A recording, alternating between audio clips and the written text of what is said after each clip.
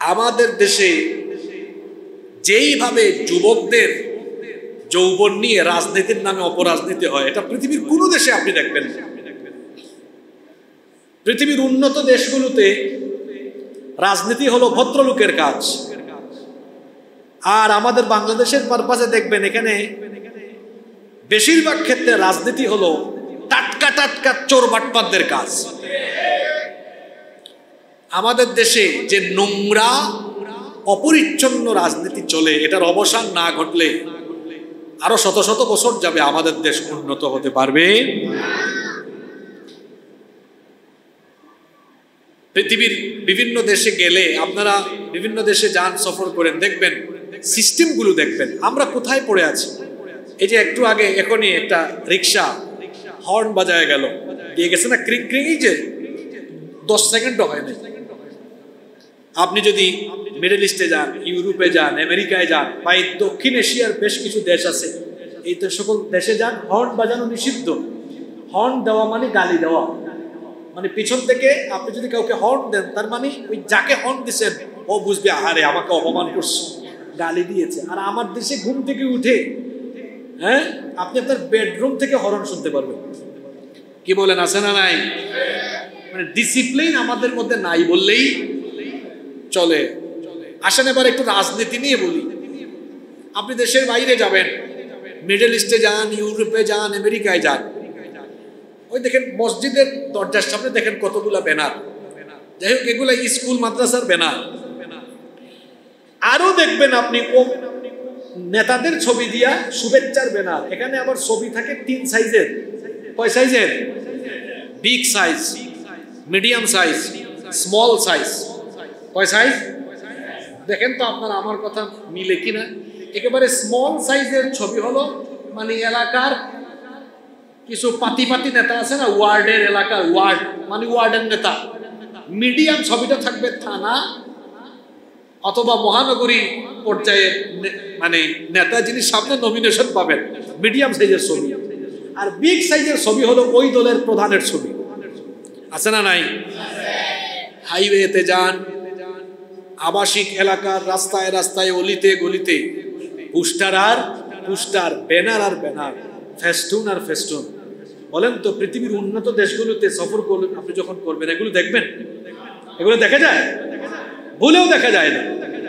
আমাদের দেশে যারা রাজনীতি করে রাষ্ট্র ক্ষমতায় যায়, এরাও তো মাঝে মাঝে বিদেশ সফরে যায় কি যায় না? কার টাকায় যায়? কার টাকায় যায়? জনগণের টাকায় যায়। যেতে পারে, ঠিক আছে, যাওয়ার পরে ভালো কোনো শিক্ষা তো নিয়ে আসে না। এই যে গেল, এগুলো নিজের চোখের সামনে দেখলো, এই শিক্ষাগুলো নিয়ে এসে আগে তো নিজের কর্মী, নিজের দলের যারা আছে এদেরকে ডিসিপ্লিন শেখাতে পারে। শোনো, আমার নামে কোনো ব্যানার ট্যানার দিও না, তোমরাও এগুলো করিও না, কারণ আমরা একটা পরিচ্ছন্ন দেশ বানাতে চাই। এজন্য আমি আফসোস করে বলি যে যারা নিজেদের এবং নিজেদের দলের নেতা কর্মীদেরকে পরিচ্ছন্নতা শেখাতে পারে না, এই সকল অপরিচ্ছন্ন নোংরা নেতা কর্মী আর এই সকল অপরিচ্ছন্ন রাজনীতিবিদদের রাজনীতি দিয়ে কখনো একটা পরিচ্ছন্ন দেশ নির্মাণ করা সম্ভব কোনোদিনও হবে না। যুবক ভাইদেরকে বলবো, আমিও যেহেতু যুবক মানুষ, যুবকদেরকে বলি, ভাই এই যৌবনের কদর করেন। মোটর সাইকেল নিয়ে এলাকার পাতি নেতাদের সামনে পিছনে শুডাউন দিয়ে তার চামচামি করার জন্য আপনার যৌবন দেওয়া হয় নাই। কারো চামচা হয়ে যৌবনকাল কাটাবেন না। এই যৌবনকাল কাটাবেন জ্ঞান গবেষণায়। আর এই যৌবনকালের শক্তি সামর্থ্য কোন নেতার গুলামি করে আর মানব রচিত কোনো প্রতিষ্ঠা নয়, বরং আল্লাহর জমিনে আল্লাহর দ্বীন কায়েম প্রতিষ্ঠার আন্দোলনে এই যৌবনকালকে আমরা বিনিয়োগ করব। ঠিক না? বলেন ইনশাআল্লাহ। রব্বুল আলামিন কোরআনুল কারীমের 9 নম্বর সূরা সূরাতুত তাওবা এর 36 নম্বর আয়াতের মধ্যে বললেন, ইন্না ইদ্দাতাশ শুহুরি ইনদাল্লাহি 12 শাহরান ফি কিতাবিল্লাহি ইয়াওমা খালাকাস সামাওয়াতি ওয়াল আরদা মিনহা আরবাআতুন হুরুম যালিকাদ-দীনুল কাইয়্যিম ফালা তাযলিমু ফীহিন্না আনফুসাকুম। রব্বুল আলামিন বললেন, নিশ্চয়ই যেদিন থেকে আসমান সমূহ আর জমিন সৃষ্টি হয়েছে সেই দিন থেকে আল্লাহর কাছে বছর গণনায় মাসের সংখ্যা হলো 12টি। মিনহা আরবাআতুন হুরুম, তার মধ্যে 4টি মাস হলো বিশেষভাবে সম্মানিত। যালিকাদ-দীনুল কাইয়্যিম, এটাই হচ্ছে সুপ্রতিষ্ঠিত দিন। ফালা তাযলিমু ফীহিন্না আনফুসাকুম, অতএব সেই হারাম অর্থাৎ নিষিদ্ধ মাস সমূহে তোমরা পাপাচার করো না, জুলুম করো না, যুদ্ধ বিগ্রহ ইত্যাদিতে লিপ্ত হয় না, কারণ এই মাসগুলোকে বিশেষভাবে যিনি সম্মানিত করেছেন তিনি কে?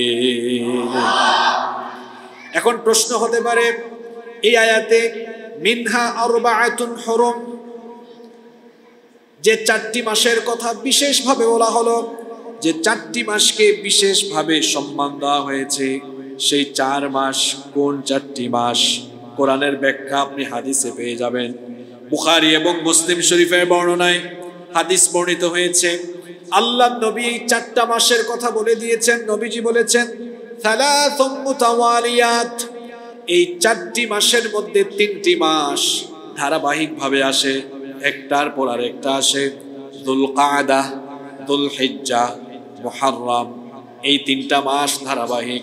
ওয়া রজব মুদার আল্লাযী বাইনা জুমাদা ওয়া শাবান, আর আরেকটা মাস হলো রজব, যেটা হলো জুমাদা এবং শাবান, এই 2টা মাসের মাঝখানে অবস্থিত।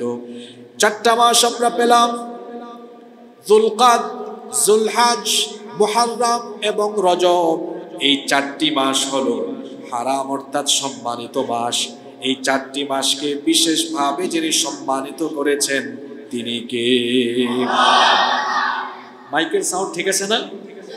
জোরে জোরে কথা শুনলে আপনাদের কাছেও খারাপ লাগবে, আস্তে কথা হবে, আস্তে শুনবেন, শুনতেও ভালো লাগবে। মাইকের মধ্যে চিল্লালে বাইরেও যারা আছে, মা বোনরা বাড়িতে বাচ্চা কাচ্চা, তারাও ডিস্টার্ব ফিল করবে। কোত্থেকে হুজুর আসছে, খালি চিল্লাই চিল্লাই কান ফাটাইয়া চলে গেছে, তাই না?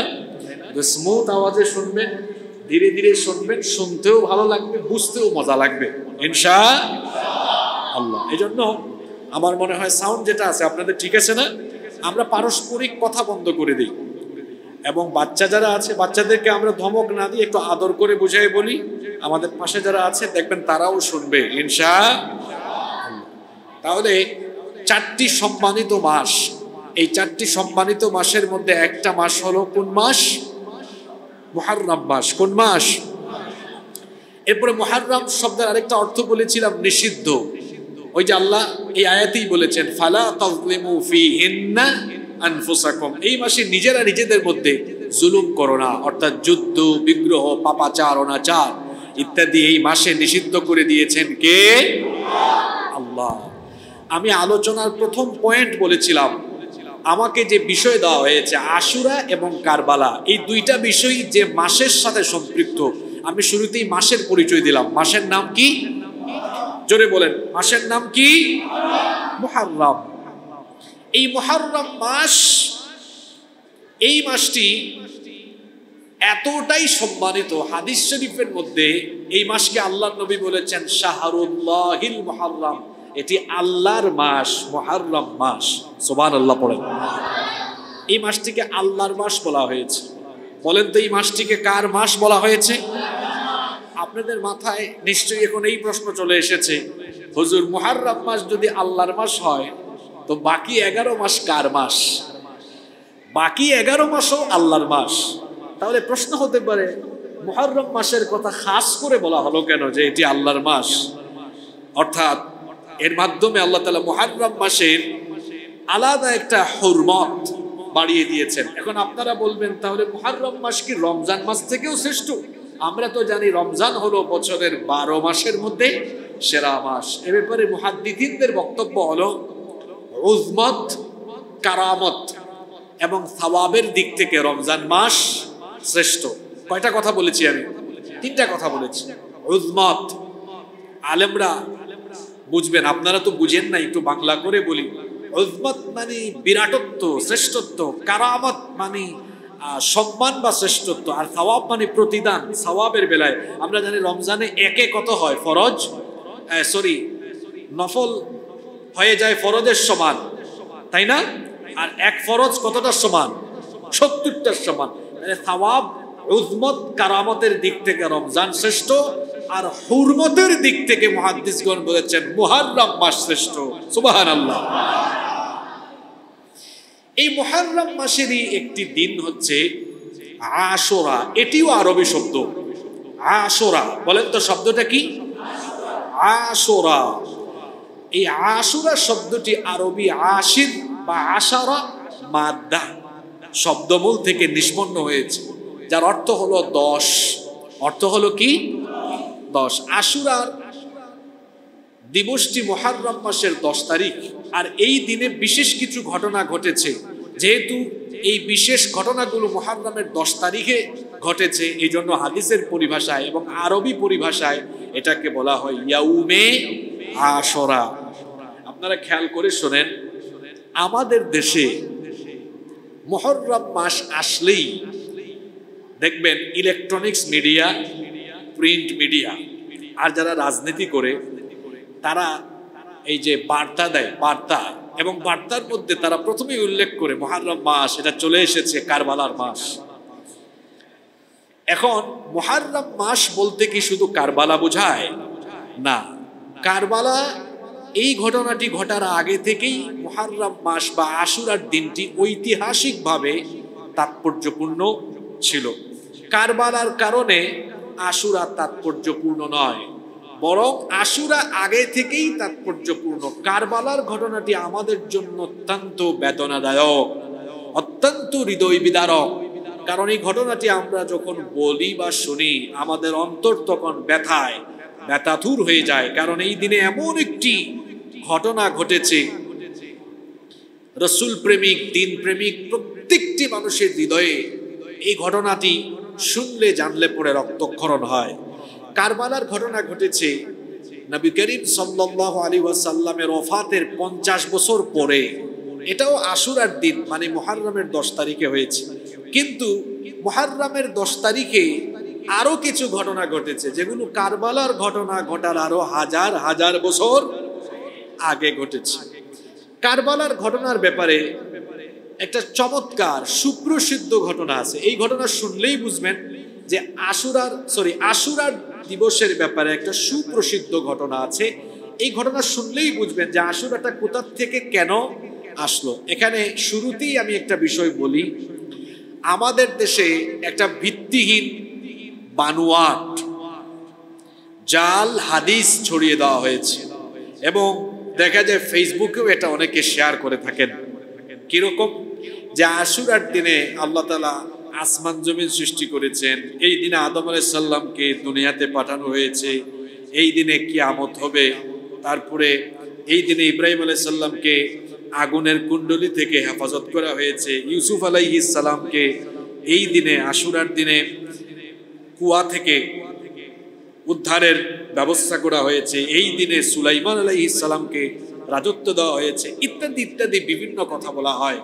এই সকল ঘটনাগুলো সম্পূর্ণ ভিত্তিহীন, বানোয়াট, মিথ্যা। এ ব্যাপারে কোনো বর্ণনা বিশুদ্ধ কোনো সনদে, বিশুদ্ধ হাদিসে বর্ণিত হয় নাই। তাহলে আশুরার দিবসকে কেন্দ্র করে বিশুদ্ধ যে ঘটনাটি হাদিস শরীফে পাওয়া যায়, সেই ঘটনাটি আমরা এখন সরাসরি শুনবো। এই হাদিসটি বর্ণিত হয়েছে বুখারী শরীফে, হাদিসটি বর্ণিত হয়েছে আবার মুসলিম শরীফে। হাদিসের বর্ণনাকারী সাহাবী হচ্ছেন আব্দুল্লাহ ইবনে আব্বাস রাদিয়াল্লাহু আনহুমা।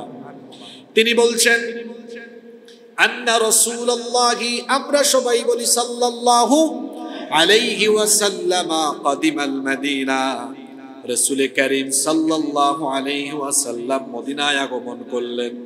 মদিনায় আসার পরে তিনি লক্ষ্য করলেন, ফাওয়াজাদাল ইয়াহুদু সিয়ামান ইয়াউমা আশুরা। আল্লাহর নবী মদিনায় এসে লক্ষ্য করলেন মদিনায় ইহুদিরা আশুরার দিনে রোজা রাখে। কথা খেয়াল করে শুনবেন, আল্লাহর নবী মদিনায় এসে দেখলেন মদিনায় ইহুদিরা আশুরার দিনে রোজা রাখে। কথা বুঝে থাকলে বলেন তো, নবীজি মদিনায় এসে দেখলেন মদিনায় ইহুদিরা কোন দিবসে রোজা রাখে? সবাই বলেন, আবার বলেন। নবীজি মদিনায় এসে দেখলেন আশুরার দিবসে কারা রোজা রাখে? আবার বলেন। আল্লাহর নবী এটা দেখে তাদেরকে প্রশ্ন করলেন, ফাকালা লাহুম রাসূলুল্লাহি, আমরা মহব্বতে বলি সাল্লাল্লাহু আলাইহি ওয়াসাল্লাম। আল্লাহর রাসূল তাদেরকে প্রশ্ন করলেন, মা হাদাল ইয়াউম আল্লাযী তাসুমুনাহু, এটা কোন দিন যে দিনে তোমরা রোজা রাখো? এই দিবসে রোজা রাখার কারণ কি? কেন তোমরা রোজা রাখছো?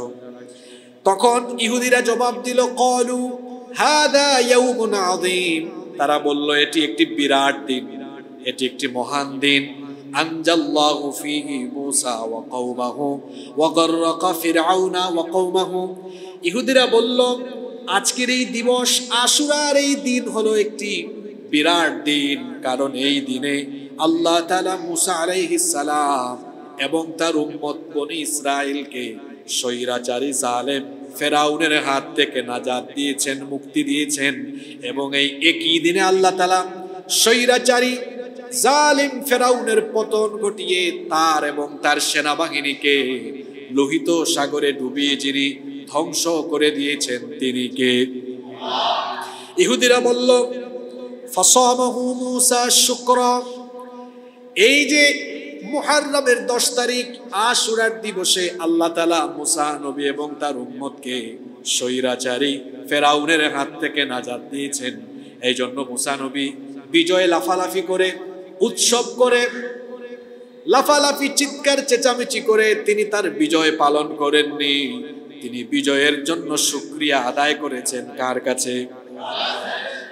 এই শুকরিয়া আদায়ের পদ্ধতিটা কেমন ছিল?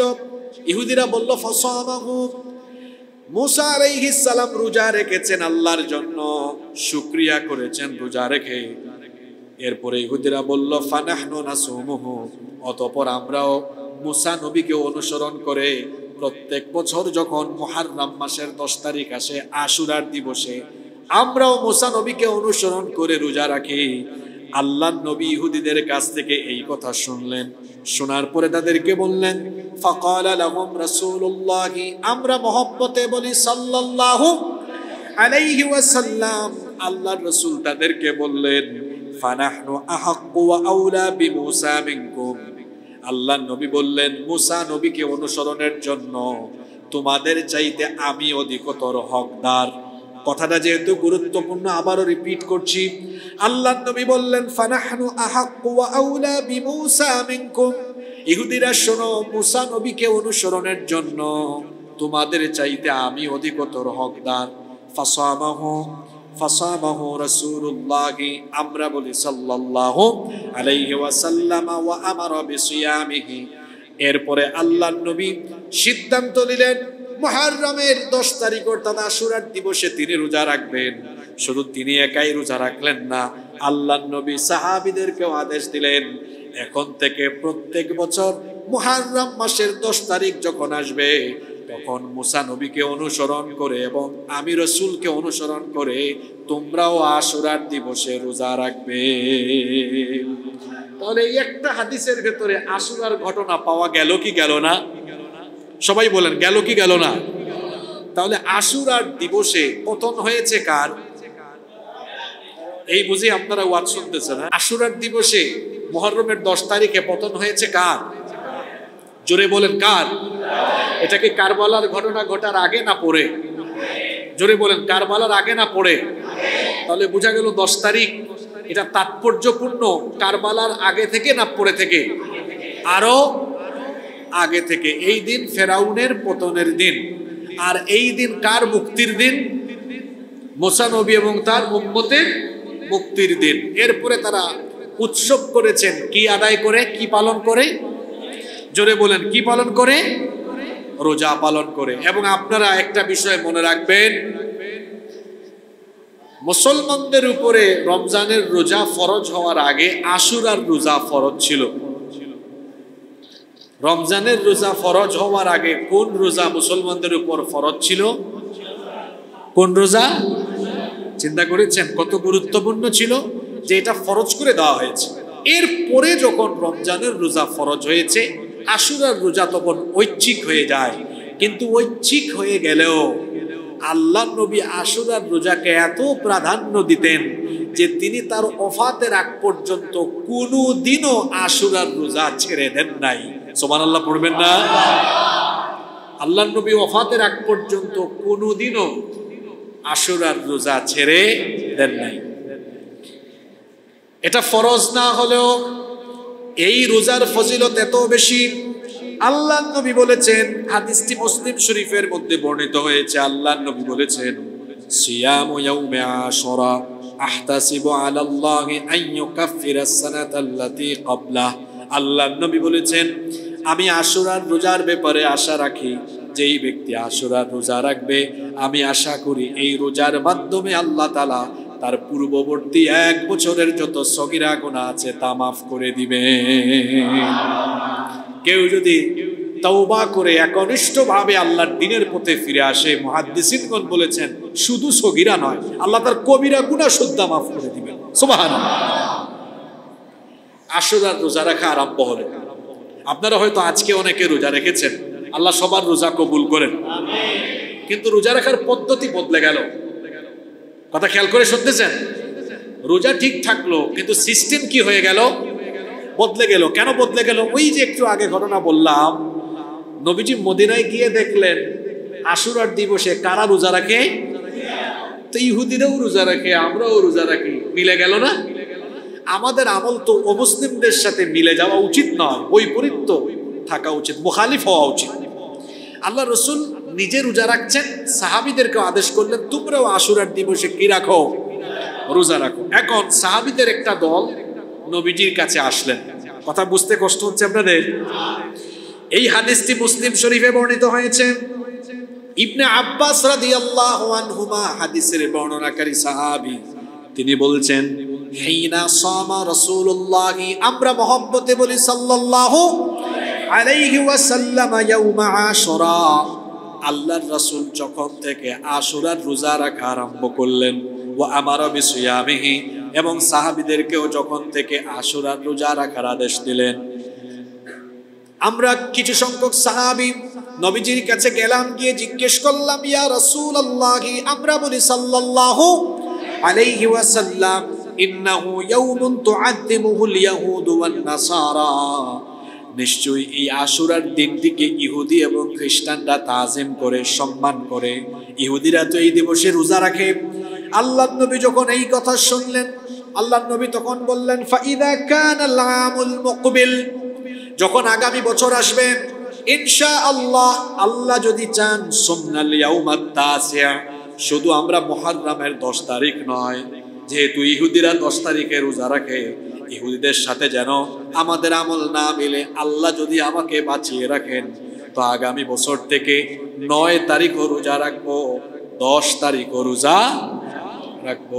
কিন্তু ফালাম ইয়াতিল আমুল মুকবিল হাত্তা তুওয়াফিয়া রাসূলুল্লাহ সাল্লাল্লাহু আলাইহি ওয়াসাল্লাম। দুঃখের ব্যাপার হলো পরবর্তী বছর আল্লাহর হাবিব সাল্লাল্লাহু আলাইহি ওয়াসাল্লাম দুনিয়াতে আর থাকলেন না, ওফাত হয়ে গেল, এই দুনিয়া ছেড়ে তিনি চলে গেলেন। কিন্তু রাসূল যেহেতু বলেছেন যদি আল্লাহ আমাকে বাঁচিয়ে রাখেন তাহলে আগামী বছর থেকে একটা নয়, কয়টা রাখবো? 2টা রাখবো। এজন্য মুহাদ্দিসিনে কেরাম বলেছেন, ইহুদিদের সাথে যেন আমাদের আমল না মিলে, সেজন্য আশুরায় আমরা একটা রোজা রাখবো না, কয়টা রাখবো? 2টা রাখবো। আরেকটি হাদিস আছে, মুহাদ্দিসিনদের কেউ কেউ হাদিসটিকে দাঈফ বলেছেন। হাদিসটি হচ্ছে, সুমু ইয়াউমা আশুরা, তোমরা আশুরার দিবসে রোজা রাখো, তবে খালিফু ফিহিল ইয়াহুদ, এই ক্ষেত্রে ইহুদিদের সাথে ব্যতিক্রম করো। সুমু ক্বাবলাহু ইয়াউমান আও বাদাহু ইয়াউমান, হয় আশুরার আগের দিন রোজা রাখো আশুরার সাথে মিলিয়ে, অথবা যদি না পারো তাহলে আশুরার সাথে মিলিয়ে পরের দিন রোজা রাখো। আমরা যারা একটা রেখেছি আজকে, গতকাল রাখতে পারিনি, সুযোগ এখনো আছে না নাই? আছে। আপনি হয় 9-10 রাখেন অথবা 10 এবং 11 রাখেন। এটা কেন? কার সাথে যেন না মিলে, জোরে বলেন, কার সাথে যেন না মিলে?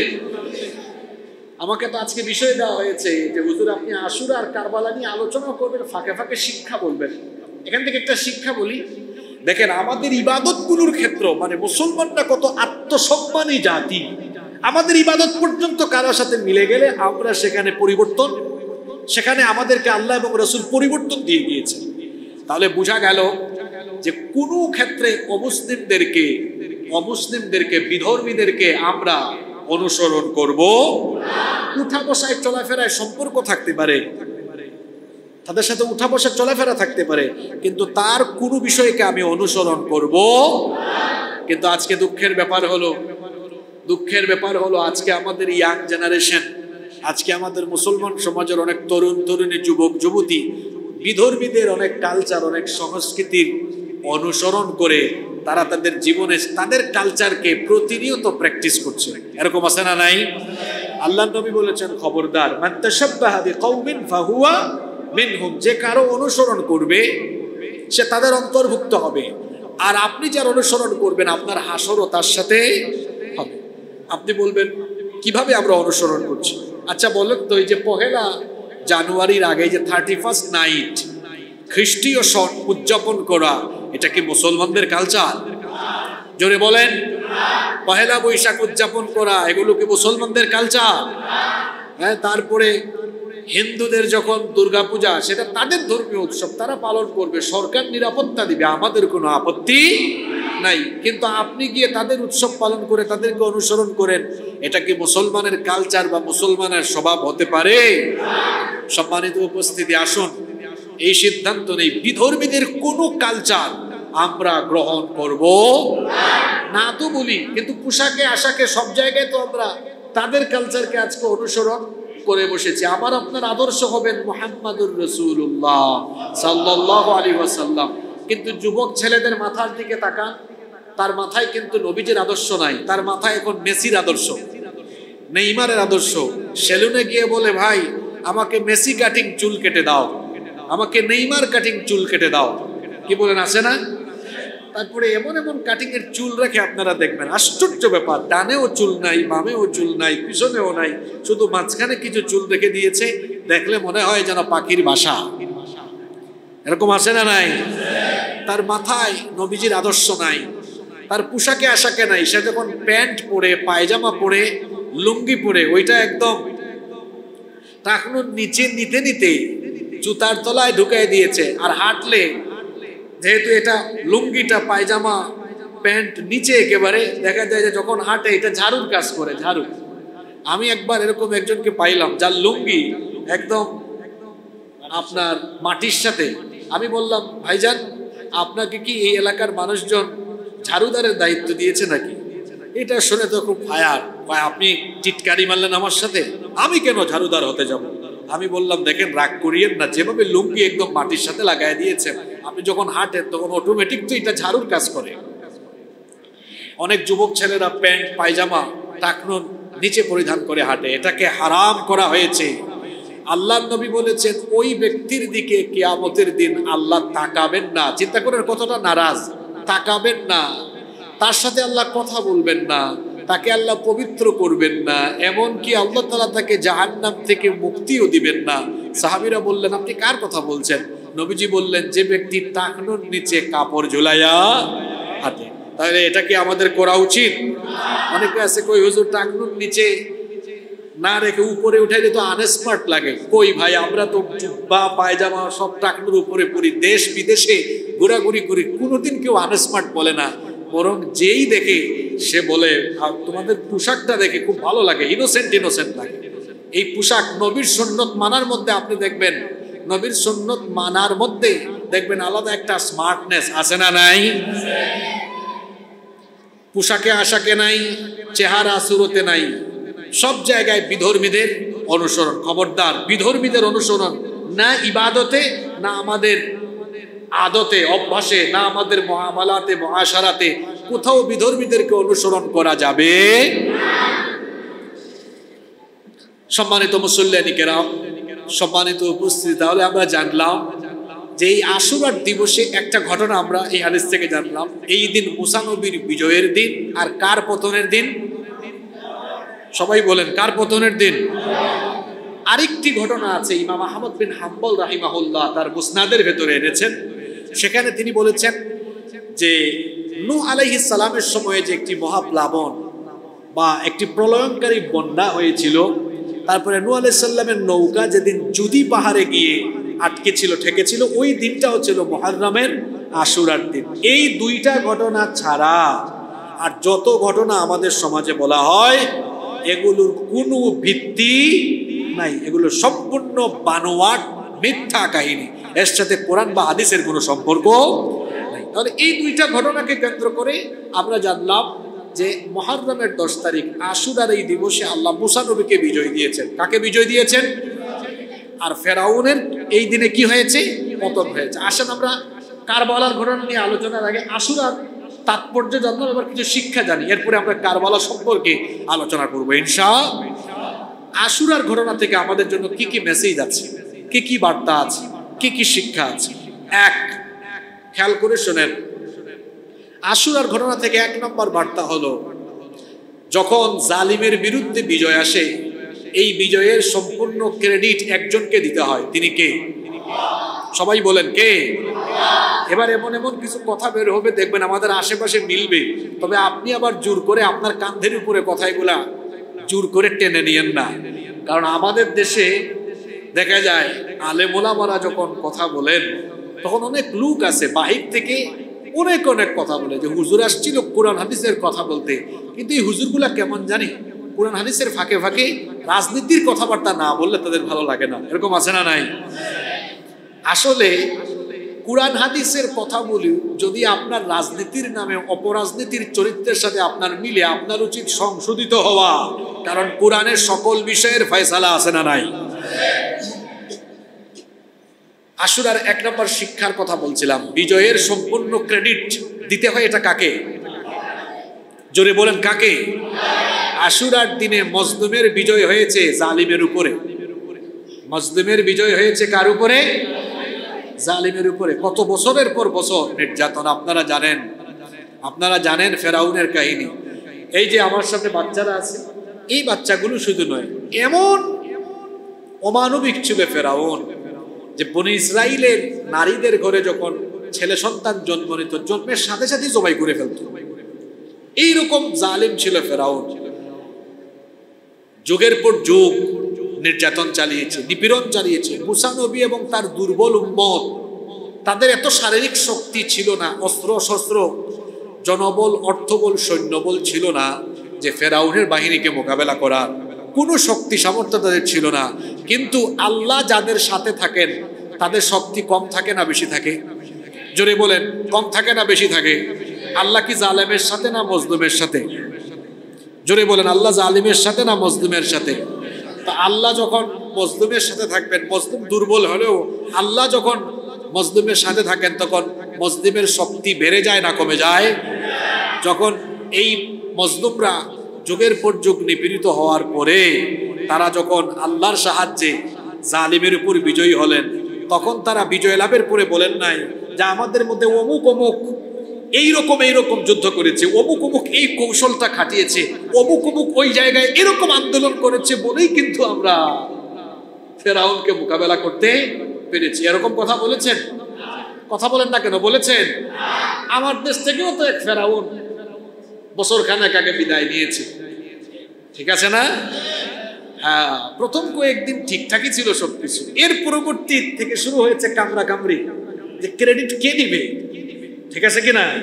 তখন শুরু হয়ে গেল যে আমাদের ভূমিকা বেশি ছিল। আরেক দিক থেকে বলা হলো না, আমাদের এই আন্দোলনকে সফলের জন্য অমুক মাস্টার মাইন্ড হিসাবে ভূমিকা পালন করেছে অমুক তমুক। এই তো শুরু হয়ে গেল নিজেদের মধ্যে খ্যাতির কামড়া কামড়ি।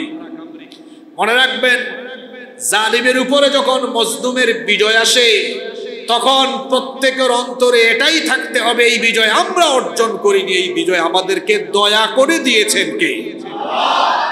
দয়া করে দিয়েছেন কে? আল্লাহ যদি না দেন আপনি পারবেন? কিচ্ছু করতে পারবেন না। 1 নম্বর শিক্ষা হলো, জালিমের বিরুদ্ধে বিজয় লাভ পেলে এই বিজয় এটা নিজেদের দিকে টেনে নিলে হয় না, এই বিজয়ের জন্য শুকরিয়া আদায় করতে হয় কার? এক নম্বর শিক্ষা। দুই, আল্লাহ যখন বিজয় দেন তখন আল্লাহর শুকরিয়া আদায় করতে হয়, কারণ এই বিজয় তো আল্লাহ দিয়েছেন। এটাও আশুরার শিক্ষা। তিন নম্বর শিক্ষা হলো আশুরার তিন নম্বর শিক্ষা হলো জালিমদের ক্ষমতা কোনোদিনও চিরস্থায়ী হয়। দুনিয়ার পরে আখিরাত আছে, আমরা সবাই জানি। কেন আল্লাহ আখিরাত রেখেছেন? যাতে করে দুনিয়াতে আমাদের আমলের হিসাব নিকাশ করে বিচার ফয়সালা করে আমাদেরকে পুরস্কার বা শাস্তি দেওয়া যায়। আমরা দুনিয়াতে যত কাজ করছি এগুলোর হিসাব হবে, বিচার হবে কোথায়? পরকালে। এরপরে যে পাপ হয়েছে পাপের জন্য পরকালে শাস্তি দিবেন কে? এটা বাকি, এটা নগদ না। আখিরাত বাকি না নগদ? কথা বুঝেন নাই? আখিরাত নগদ না বাকি? বাকি আছে এখনো। কিন্তু খেয়াল করে শুনেন, কিন্তু এমন কিছু পাপ আছে, এমন কিছু গুনাহ আছে যেই গুনার শাস্তি আখিরাতে তো হবেই হবে, কিন্তু এটার স্টার্টিং শুরুটা হয়ে যাবে কোথায়? দুনিয়ায়। অর্থাৎ এই পাপের শাস্তি নগদে আরম্ভ হয়, এটা শুরু হয় দুনিয়ায়, আর দুনিয়ায় শুরু হয়ে চলতে চলতে একেবারে এটা অব্যাহত থাকে কোথায়? আখিরাতে। যে পাপের শাস্তি দুনিয়াতে আরম্ভ হয়, এই সকল পাপ সমূহের মধ্যে একটা অন্যতম পাপ হলো জুলুম। জুলুমের শাস্তি আল্লাহ দেওয়া আরম্ভ করেন কোথা থেকে? জোরে বলেন, কোথা থেকে? জুলুমের শাস্তি আল্লাহ তাআলা দুনিয়া থেকে দেওয়া আরম্ভ করেন। আবু মুসা আল আশআরী রাদিয়াল্লাহু আনহু হাদিসটি বর্ণনা করেছেন। এই হাদিসটি বুখারী এবং মুসলিম শরীফে বর্ণিত হয়েছে। আল্লাহর রাসূল বলেছেন, ইন্নাল্লাহা লা ইউমলি লিয-যালিম, নিশ্চয়ই আল্লাহ তাআলা জালিমদেরকে অবকাশ দেন, আল্লাহ তাআলা জালিমদেরকে ছাড় দেন, কিন্তু তিনি কখনো জালিমদেরকে ছেড়ে দেন না।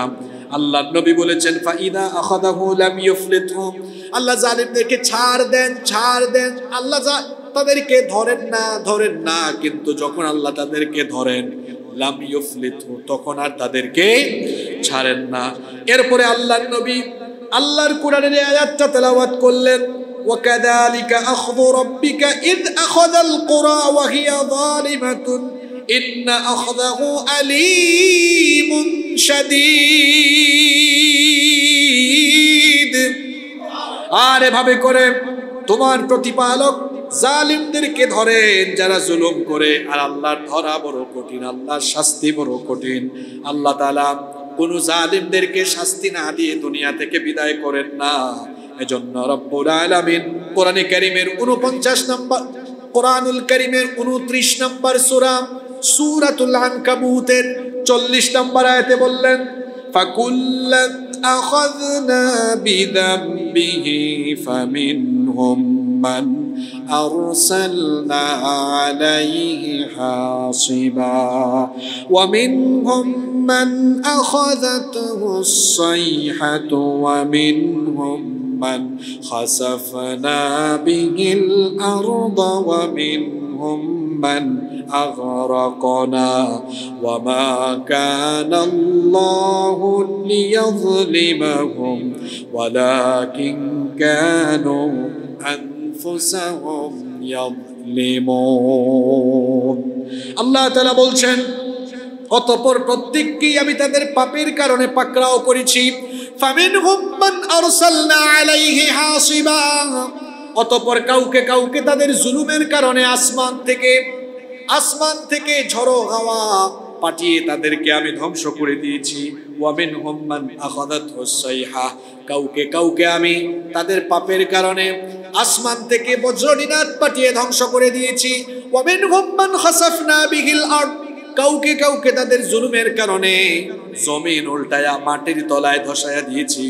ওয়া মিনহুম মান আগরাকনা, আবার কাউকে কাউকে তাদের পাপের কারণে ডুবিয়ে মেরেছে, যেমন ফেরাউন আর তার দলবলকে লোহিত সাগরে ডুবিয়ে যিনি ধ্বংস করে দিয়েছেন তিনি কে? এভাবে আল্লাহ তাআলা দুনিয়াতে যত জালিম ছিল প্রত্যেক জালিমদেরকে মানুষের চোখের সামনে এমন কঠিন শাস্তি দিয়েছেন, যাতে করে পরবর্তী সময়ে পৃথিবীতে কেউ আর জুলুম না করে এদের থেকে যেন শিক্ষা নেয়। আপনি দেখেন নমরুদ, ফেরাউন থেকে শুরু করে পৃথিবীতে যারাই জুলুম করেছে, আল্লাহ কোনো জালিমকে নিরাপদে পৃথিবী থেকে বিদায় হতে দেন নাই। প্রত্যেককে আল্লাহ তাআলা শাস্তি দিয়েছেন, বেইজ্জত করেছেন, চূড়ান্ত পতন দিয়েছেন। আপনারা দেখেছেন বাংলাদেশে আমরা বছরের পর বছর মসজিদের মিম্বর থেকে যেখানে সুযোগ পেয়েছি সেখানে আমরা কোরআন হাদিস থেকে কথা বলেছি। খবরদার কখনো কারো উপরে কোনোভাবে জুলুম করবেন না, জুলুম করলে জুলুমের শাস্তি পেতেই হবে। আপনারা এই কথাগুলো শুনতেন আর মনে মনে বলতেন, হুজুর আপনারা তো কোরআন দিয়ে হাদিস দিয়ে বলেন জালিমকে আল্লাহ শাস্তি দেন, কিন্তু দেশে এত জুলুম হয় রাষ্ট্রীয়ভাবে, এই জুলুমের পতন কবে হবে, কবে হবে, কবে হবে? এখন বলতে বলতে আপনারা পাগল পারা হয়ে গিয়েছেন, হতাশ হয়ে গিয়েছিলেন। অবশেষে আল্লাহ তাআলা আপনাদের চোখের সামনে সেই ঘটনা ঘটায়া দেখাইয়া দিয়েছেন। ক্ষমতার পাওয়ারে থেকে জুলুম করতে করতে কেউ যখন সীমা ছাড়িয়ে যায়, তখন আল্লাহ চাইলে এমন পরিস্থিতি করতে পারেন যে বিরাট ক্ষমতা ছেড়ে চোরের মতো দেশ ছেড়ে পালিয়ে যেতেও আল্লাহ চাইলে বাধ্য করতে পারে। এটা আশুরার শিক্ষা। ক্ষমতা চিরস্থায়ী, জালিমের জুলুম চিরস্থায়ী হয়। আমি আজকে আশুরা থেকে 3টা শিক্ষা বললাম। 1 নাম্বার বলেছি বিজয়ের ক্রেডিট দিতে হয় কাকে, 2 নাম্বার বলেছি বিজয় পাওয়ার পর শুকরিয়া করতে হয় কার, 3 নাম্বার বলেছি জালিমের জুলুম কোনোদিনও কি হয় না, চিরস্থায়ী হয় না। এবার আমাদের এই প্রাণপ্রিয় মাতৃভূমি সোনার বাংলাদেশে পুনরায় কেউ যদি যে কোনো কায়দায় জুলুম আরম্ভ করতে চান, আমরা সবাইকে সতর্ক করে দিই, ভাই আগের সকল ঘটনা থেকে শিক্ষা নেন। জুলুমের পরিণতি কি হয় তা নিজের চোখে দেখেছেন। এটা দেখার পরেও যদি শিক্ষা না নেন, এই পথে যেই হাঁটবে তার পরিণতি হয় এর মতো, নইলে তার চেয়ে আরো কঠিন পরিণতি হতে। কারণ আল্লাহ তাআলা জালিমকে ছাড় দেন না, আর জুলুমকে আল্লাহ পছন্দ করেন না। আল্লাহ জুলুমকে পছন্দ করেন না। আল্লাহ বলেছেন ইন্নী হারামতু যুলমা আলা নাফসি, নিশ্চয়ই আমি জুলুমকে আমার নিজের উপরে হারাম করেছি, এজন্য আমি তোমাদের উপরও হারাম করে দিলাম। খবরদার কারো উপরে জুলুম করো। খুব ভয়াবহ একটা হাদিস, খেয়াল করে শোনেন। মজলুম আর আল্লাহর মাঝখানে কোনো পর্দা থাকে না। যখন কোনো মজলুম আল্লাহর দরবারে ফরিয়াদ করে, মজলুমের দোয়াকে যিনি কবুল করেন তিনি কে? আল্লাহর নবী বলেছেন ইত্তাকু দাওয়াতাল মাজলুম, মজলুমের বদদুয়া থেকে নিজেকে বাঁচাও।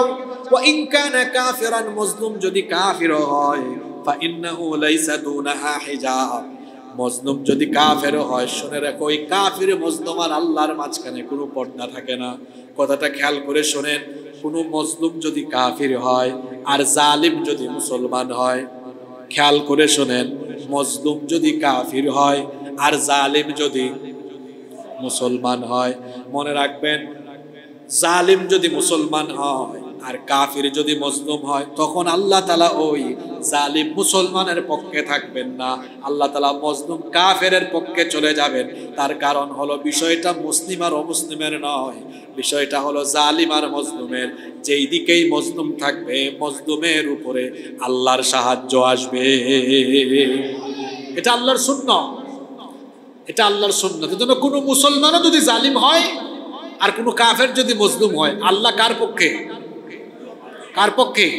কাফির মজলুমের। তো এখানে আরেকটা দৃষ্টিভঙ্গি বলি। এই যে কিছুদিন আগে ইরান ইসরায়েল যুদ্ধ হলো, আমি তখন দেশের বাইরে ছিলাম, বাংলাদেশে তখন অনেক আলোচনা হয়েছে যে আমরা ইরানের পক্ষে যাব কিনা, কারণ এরা তো শিয়া, আমাদের সাথে তাদের আকীদার কি আছে, পার্থক্য আছে, আকীদার অমিল আছে, পার্থক্য আছে। আসলে ইরান আর ইসরায়েলের বিষয় যখন আসে, তখন আমরা আকীদা দেখি না, তখন আমরা দেখি জালিমকে আর মজলুমকে। আচ্ছা আপনারা বলেন তো, এই দুই দলের মধ্যে, দুই দেশের মধ্যে, ইরান আর ইসরায়েলের মধ্যে আপনার বিবেক কি বলে? জালিমকে? জোরে বলেন, জালিমকে? জালিমকে? ব্যাপারটা এখানে আকীদার না জুলুমের? ব্যাপারটা এখানে কিসে? যারাই জুলুম করবে সে মুসলমান হলেও আমি তার বিরুদ্ধে।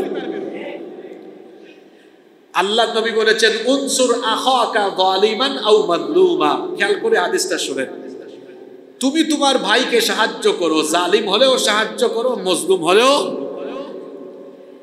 আল্লাহ রসুলের সাহাবীরা তো অবাক। সাহাবীরা বললেন, হে আল্লাহ রসুল, আমরা মজলুমকে সাহায্য করবো এটা তো ঠিক আছে, কিন্তু জালিমকে আবার সাহায্য করবো কেন? সে তো জালিম। আল্লাহ নবী তখন বললেন, জালিমের জুলুমের হাতকে ভেঙে দাও, সে যেন জুলুম করতে না পারে। জালিমের জুলুমের হাতটাকে ভেঙে চুরে টুকরা টুকরা করে দাও, এটাই হচ্ছে জালিমকে সাহায্য। আল্লাহু আকবার। তার মানে মুসলমান কখনো জুলুমের পক্ষে থাকতে পারে না, আর জালিমের ক্ষমতা চিরস্থায়ী হয়। এটা কিসের শিক্ষা? জোরে বলেন, কিসের শিক্ষা? তিনটা শিক্ষা বললাম। 4 নাম্বার শিক্ষা, আশুরার 4 নাম্বার শিক্ষা হলো, আমাদের উপরে যতই বিপদ আসুক, মুসিবত আসুক, নির্যাতন নিপীড়ন আসুক না কেন, আমরা যদি আল্লাহর দ্বীনের উপরে তাওয়াক্কুল করি, অবশেষে একটা সময় আমাদেরকে যিনি সাহায্য করে বিজয়ী করে দিবেন তিনি কে? দেখেন, আশুরার দিবসে মুসা নবী এবং তার উম্মত বনি ইসরাইল জাতি যুগের পর যুগ ধরে নিপীড়িত, যুগের পর যুগ ধরে নিপীড়িত। আল্লাহ এক রাতে মুসা নবীকে বললেন, মুসা তুমি তোমার উম্মত নিয়ে মিশর ছেড়ে চলে যাও। মুসা নবী তার উম্মত নিয়ে মিশরে ছেড়ে রওনা হয়েছেন। যেতে যেতে যেতে যেতে ভোরবেলা, সকালবেলা লোহিত সাগরের সামনে চলে গেলেন। অন্যদিকে এই খবর ফেরাউনের কানে চলে গেল। ফেরাউনও তার বিরাট বাহিনীকে প্রস্তুত করলো। পিছন থেকে তারা ধাওয়া আরম্ভ করলো। পিছন থেকে ধাওয়া করতে করতে তারাও এসে মুসা নবী এবং তার অনুসারীদের কাছাকাছি চলে গেল। এমন সময় মুসা নবীর অনুসারীরা বললেন, মুসা তুমি আমাদেরকে বলেছিলে নাজাতের দিকে নিয়ে যাচ্ছ, আমাদেরকে নাজাত দিবা, কিন্তু এটা কেমন নাজাত বলো? এমন জায়গায় এসে ঠেকলাম, সামনে হলো লোহিত সাগর, পিছনে ফেরাউনের বাহিনী, সামনে গেলেও এখন মরণ, পিছনে গেলেও আমাদের মরণ, যাবো এখন আমরা কোন দিকে? তাকিয়ে দেখো ফেরাউনের বাহিনীর কাছে অস্ত্র শস্ত্র আছে, আমাদের কাছে অস্ত্র নাই। মুসা তাকিয়ে দেখো তাদের বিরাট সেনাবাহিনী আছে, আমাদের কোনো সেনাবাহিনী নাই। মুসা নবী তখন বললেন, আমার উম্মত, কে বলেছে আমাদের সাথে কিছুই নাই? তোমরা কি জানো না? কাল্লা ইন্না মাইয়া রাব্বি সায়াহদিন। তোমরা কি জানো না আমাদের সাথে কিছু না থাকলেও আমাদের সাথে যিনি আছেন তিনি কে?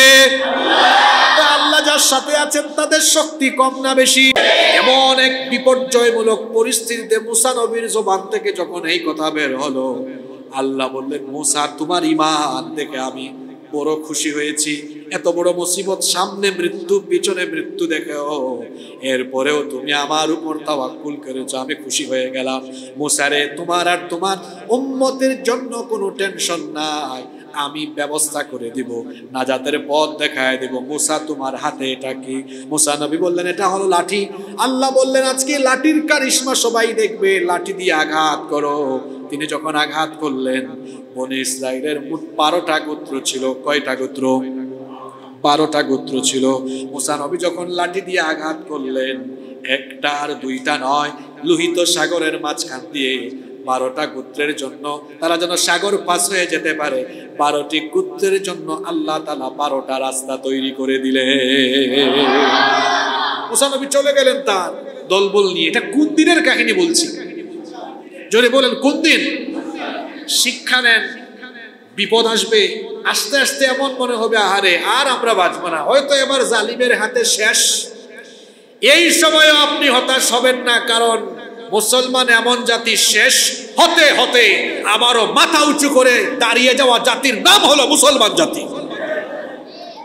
কথাটা আবারও শুনেন, শেষ হতে হতে হুচট খেয়ে পড়ে যেতে যেতে যেতে যেতে মাথা উঁচু করে দাঁড়িয়ে যাওয়া জাতির নাম কি? জোরে বলেন, মাথা উঁচু করে দাঁড়িয়ে যাওয়া জাতির নাম কি? আমরা সেই জাতি।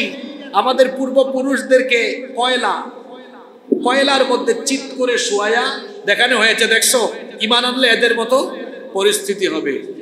আমাদের পূর্বপুরুষদেরকে উত্তপ্ত বালির উপরে নিপীড়ন করা হয়েছে, নির্যাতন নিপীড়নে তাদের মাথাকে নুইয়ে দেওয়া হয়েছে, তাও তারা হুচট খেতে খেতে দাঁড়িয়ে বলেছেন, আহাদুন আহাব এক আল্লাহর উপর ঈমান এনেছি, আল্লাহ ছাড়া কোনো জালিমের সামনে আমরা মাথা নত করব না। আল্লাহু আকবার।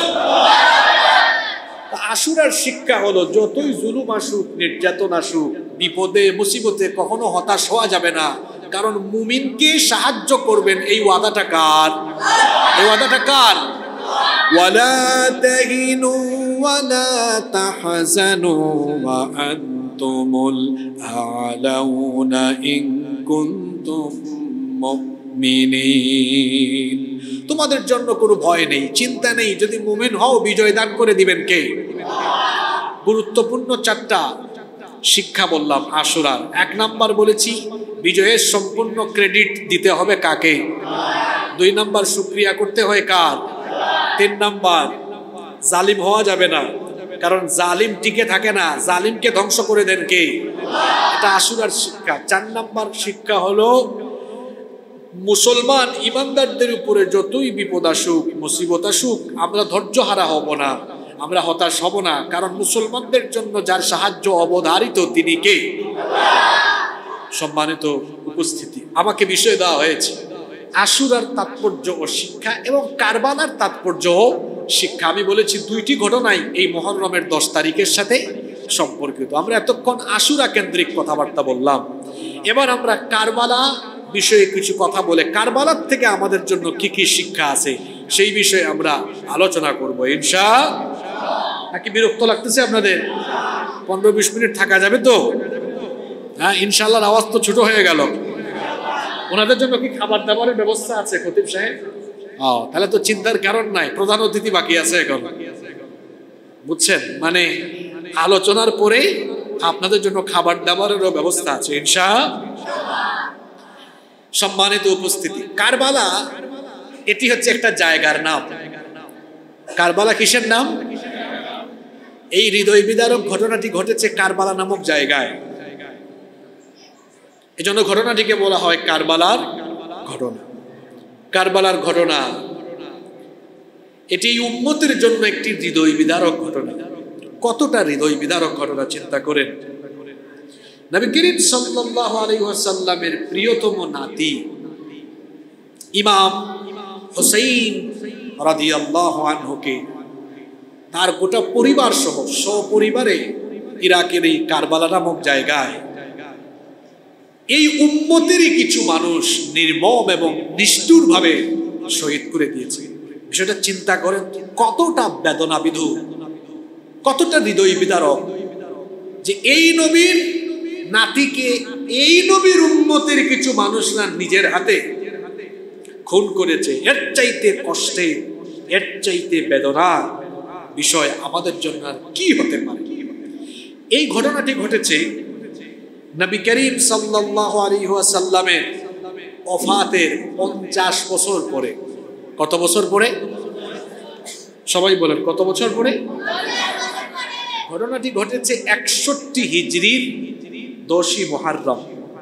এটাও 10 তারিখ আশুরার দিবসেই ঘটেছে। এই ঘটনা নিয়ে আমরা আলোচনার আগে সংক্ষেপে এর প্রেক্ষাপটটা কিভাবে তৈরি হলো আমরা একটু সংক্ষেপে জানার চেষ্টা করব ইনশাআল্লাহ। এখন পৃথিবীর বিভিন্ন দেশে গণতন্ত্র চলে, আমাদের দেশেও ডেমোক্রেসি আছে, তাই না? গণতন্ত্র আছে। আল্লাহর হাবিব মুহাম্মদুর রাসূলুল্লাহ, আমরা বলি সাল্লাল্লাহু আলাইহি ওয়াসাল্লাম, তিনি যখন দুনিয়াতে আসেন তখন কিন্তু আরবে রাজতন্ত্রও ছিল না, গণতন্ত্রও ছিল না, কোনো রাষ্ট্র ব্যবস্থা ছিল না। রাষ্ট্র মানে কি? রাষ্ট্র মানে হলো একটা দেশের বিচার ব্যবস্থা, পরিচালন ব্যবস্থা একটা সরকারের হাতে থাকবে, তারা এই রাষ্ট্রকে পরিচালনা করবে। আল্লাহর রাসূল যখন দুনিয়াতে আসেন তখন আরবে এবং আরবের বাহিরে কোথাও রাষ্ট্র ব্যবস্থা ছিল না। গণতান্ত্রিক ব্যবস্থা এটা সর্বপ্রথম এসেছিল গ্রিকে নবীজির দুনিয়াতে আগমনের কয়েকশো বছর আগে, কিন্তু এটা ওখানে আসার পরে ওখানে দাফন হয়ে গেছে। আল্লাহ রসুল যেই সময়ে দুনিয়াতে আসেন তখন আরবের মধ্যে কবিলাতান্ত্রিক শাসন ব্যবস্থা ছিল। কবিলা মানে গোত্রভিত্তিক শাসন ব্যবস্থা ছিল। রাষ্ট্র ব্যবস্থা, সেখানে কোনো রাষ্ট্র ছিল না, ছোট ছোট বড় বড় গোত্র ছিল, যেমন ভুইয়া বংশ, মন্ডল বংশ, খান বংশ, চৌধুরী বংশ, মানে বিভিন্ন গোত্র তারা তাদের গোত্রকে কি করত? শাসন করত। আর আরবের বাইরে কিছু জায়গায় রাষ্ট্র ব্যবস্থা ছিল, তবে সেটা ছিল রাজতান্ত্রিক, রাজতন্ত্র ছিল। যেমন সেটা ছিল রোমের কিছু এরিয়ায়, পারস্যের কিছু এরিয়ায়, সিরিয়ার কিছু এরিয়ায় এবং মিশরে। এই সকল জায়গায় রাষ্ট্রতান্ত্রিক রাজতান্ত্রিক রাষ্ট্র ব্যবস্থা প্রচলিত ছিল। তবে এখানে একটা বিষয় হলো, রাজতন্ত্র আর গোত্রতন্ত্রের একটা মিল তখন ছিল। মিলটা কি? গোত্রভিত্তিক শাসন ব্যবস্থার ভিত্তি ছিল রক্তের উপরে, রক্ত। কিভাবে? যেমন মন্ডল বংশের গোত্রের নেতা হলেন উনি, তো উনি মারা গেলে অন্য কেউ এই গোত্রের নেতা হতে পারবে না, উনার রক্তের কেউ হবে, মানে উনার ছেলে হবে, উনার ভাই ভাতিজা হবে। তাহলে গোত্রভিত্তিক শাসন ব্যবস্থার ভিত্তি ছিল রক্ত। ভিত্তি ছিল কি? রক্ত, রক্তের মিল হতে হবে। আবার রাজতান্ত্রিক শাসন ব্যবস্থায়ও এই মিলটা পাওয়া যেত। রাজা মারা গেলে অন্য কেউ রাজা হতে পারবে না, রাজার রক্তের কেউ হবে, তার ছেলে হবে, তার ভাই ভাতিজা হবে। আশ্চর্য ব্যাপার হলো, জনগণের চোখে ধুলাবালু দিয়ে যারা গণতন্ত্র গণতন্ত্র বলে চিল্লায়, দেখবেন বেশিরভাগ দেশেও গণতন্ত্রের লেবাসধারীরা গণতন্ত্রের নামে গোত্রতন্ত্র আর পরিবারতন্ত্রের নামে বছরের পর বছর রাজনীতি করে যাচ্ছে। আপনি কি আবার আমার কথা আপনার গায়ের উপর টেনে নিছেন নাকি? আমি তো কারো নাম বলিনি। কথাটাকে সত্য না মিথ্যা বলেন তো? সবাই ওই পরিবারের সবাইকে তেল মারে, নইলে নমিনেশন পাওয়া যাবে না। তো নামে গণতন্ত্র হলেও আসলে চলে কি না? রাজতন্ত্র না, চলে কি?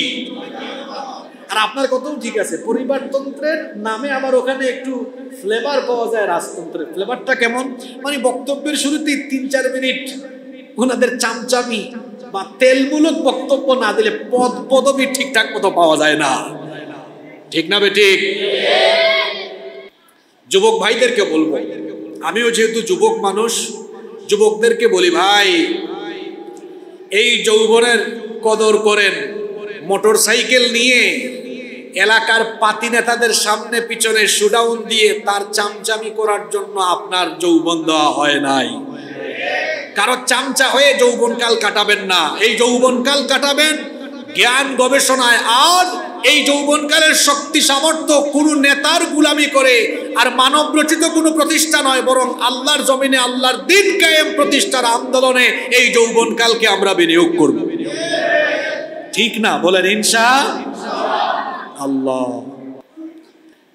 আমাদের দেশে যেইভাবে যুবকদের যৌবন নিয়ে রাজনীতির নামে অপরাজনীতি হয়, এটা পৃথিবীর কোনো দেশে আপনি দেখবেন না। পৃথিবীর উন্নত দেশগুলোতে রাজনীতি হলো ভদ্রলোকের কাজ, আর আমাদের বাংলাদেশের পারপাসে দেখবেন এখানে বেশিরভাগ ক্ষেত্রে রাজনীতি হলো টাটকা টাটকা চোর বাটপারদের কাজ।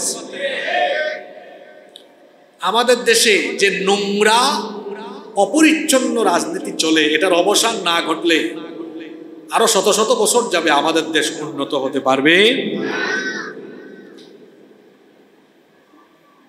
পৃথিবীর বিভিন্ন দেশে গেলে, আপনারা বিভিন্ন দেশে যান, সফর করেন, দেখবেন সিস্টেমগুলো দেখবেন আমরা কোথায় পড়ে আছি।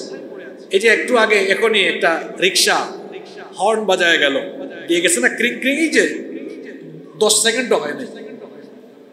আপনি যদি মিডল ইস্টে যান, ইউরোপে যান, আমেরিকায় যান, বা এই দক্ষিণ এশিয়ার বেশ কিছু দেশ আছে, এই তো সকল দেশে যান, হর্ন বাজানো নিষিদ্ধ। হর্ন দেওয়া মানে গালি দেওয়া, মানে পিছন থেকে আপনি যদি কাউকে হর্ন দেন, তার মানে ওই যাকে হর্ন দিচ্ছেন ও বুঝবে আহারে আমাকে অপমান করছে, গালি দিয়েছে। আর আমার দেশে ঘুম থেকে উঠে আপনি আপনার বেডরুম থেকে হর্ন শুনতে পারবেন। কি বলেন, আছে না নাই? মানে ডিসিপ্লিন আমাদের মধ্যে নাই বললেই চলে। আসেন এবার একটু রাজনীতি নিয়ে বলি। আপনি দেশের বাইরে যাবেন, মিডল ইস্টে যান, ইউরোপে যান, আমেরিকায় যান, ওই দেখেন মসজিদের দরজার সামনে দেখেন কতগুলা ব্যানার। যাই হোক, এগুলা স্কুল মাদ্রাসার ব্যানার। আরো দেখবেন আপনি নেতাদের ছবি দিয়া শুভেচ্ছার ব্যানার। এখানে আবার ছবি থাকে 3 সাইজের। কয় সাইজের? Big size, medium size, small size. কয় সাইজ? দেখেন তো আপনারা আমার কথা মিলে কিনা। একেবারে স্মল সাইজের ছবি হলো মানে এলাকার কিছু পাতি পাতি নেতা আছে না, ওয়ার্ডের এলাকার ওয়ার্ড মানে ওয়ার্ডের নেতা। মিডিয়াম ছবিটা থাকবে থানা অথবা মহানগরী পর্যায়ে মানে নেতা যিনি সামনে নমিনেশন পাবেন, মিডিয়াম সাইজের ছবি। আর বিগ সাইজের ছবি হলো ওই দলের প্রধানের ছবি। আছে না নাই? হাইওয়েতে যান, আবাসিক এলাকার রাস্তায় রাস্তায়, অলিতে গলিতে পোস্টার আর পোস্টার, ব্যানার আর ব্যানার, ফেস্টুন আর ফেস্টুন।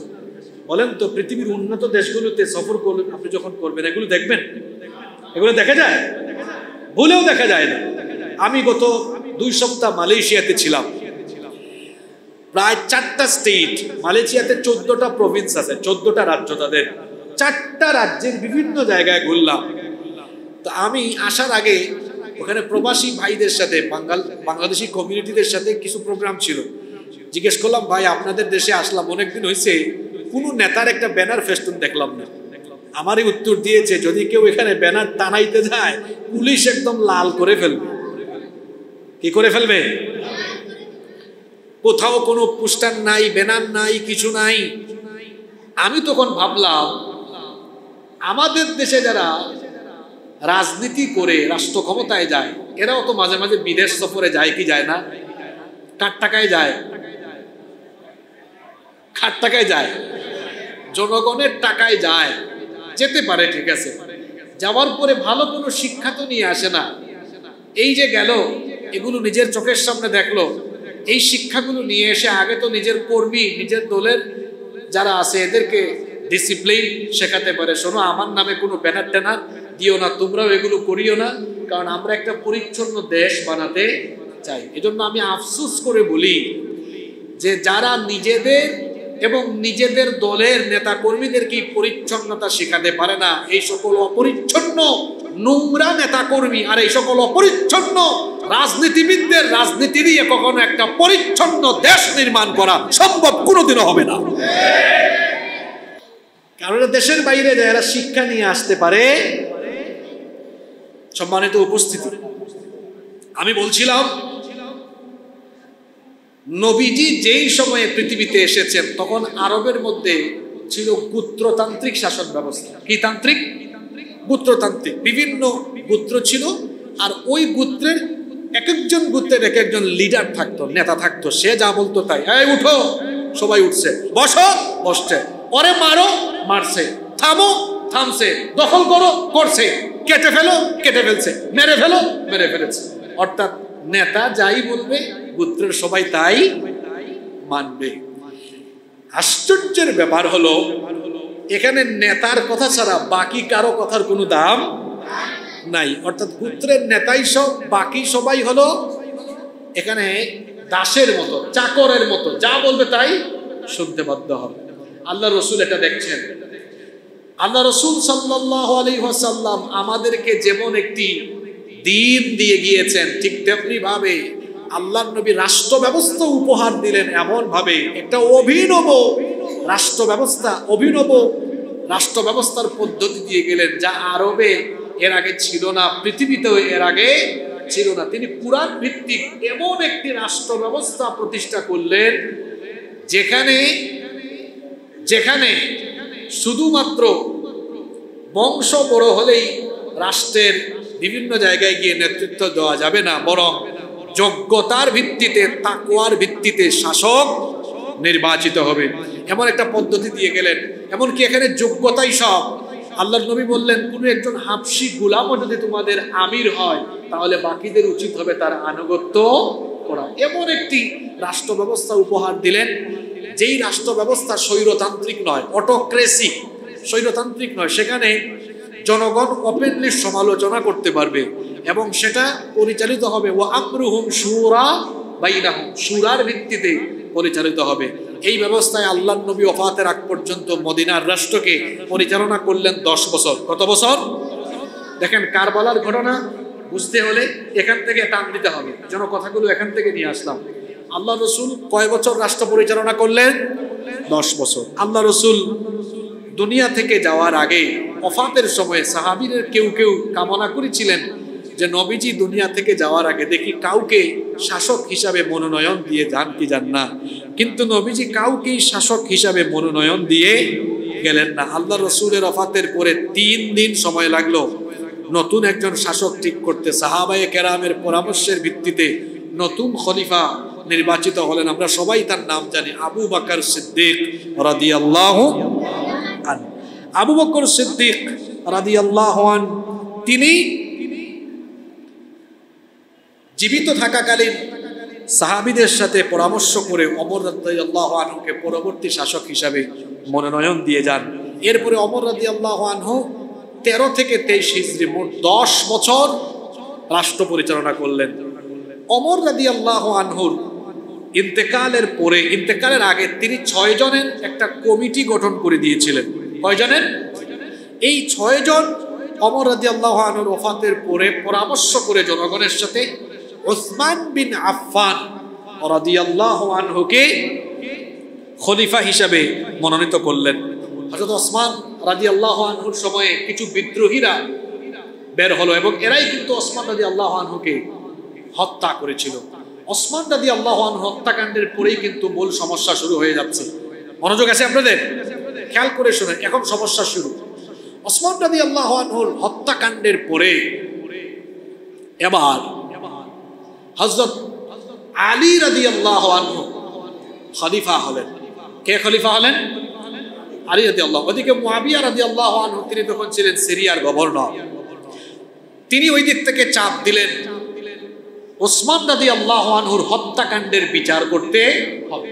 আলী রাদিয়াল্লাহু আনহু বলেন অবশ্যই এই বিচার করা হবে, কিন্তু যেহেতু সেনাবাহিনীর ভেতরেই বিদ্রোহীরা ঢুকে গিয়েছে, তার মানে আগে যদি বিদ্রোহীদেরকে দমন না করি তাহলে দেখা যাবে আমরা বিচার করতে গিয়ে আমরাও ওই পরিস্থিতিতে পড়ে যেতে পারি। সুতরাং আগে বিদ্রোহকে ঠেকায়া বিদ্রোহ মোকাবেলা করে এরপরে আমরা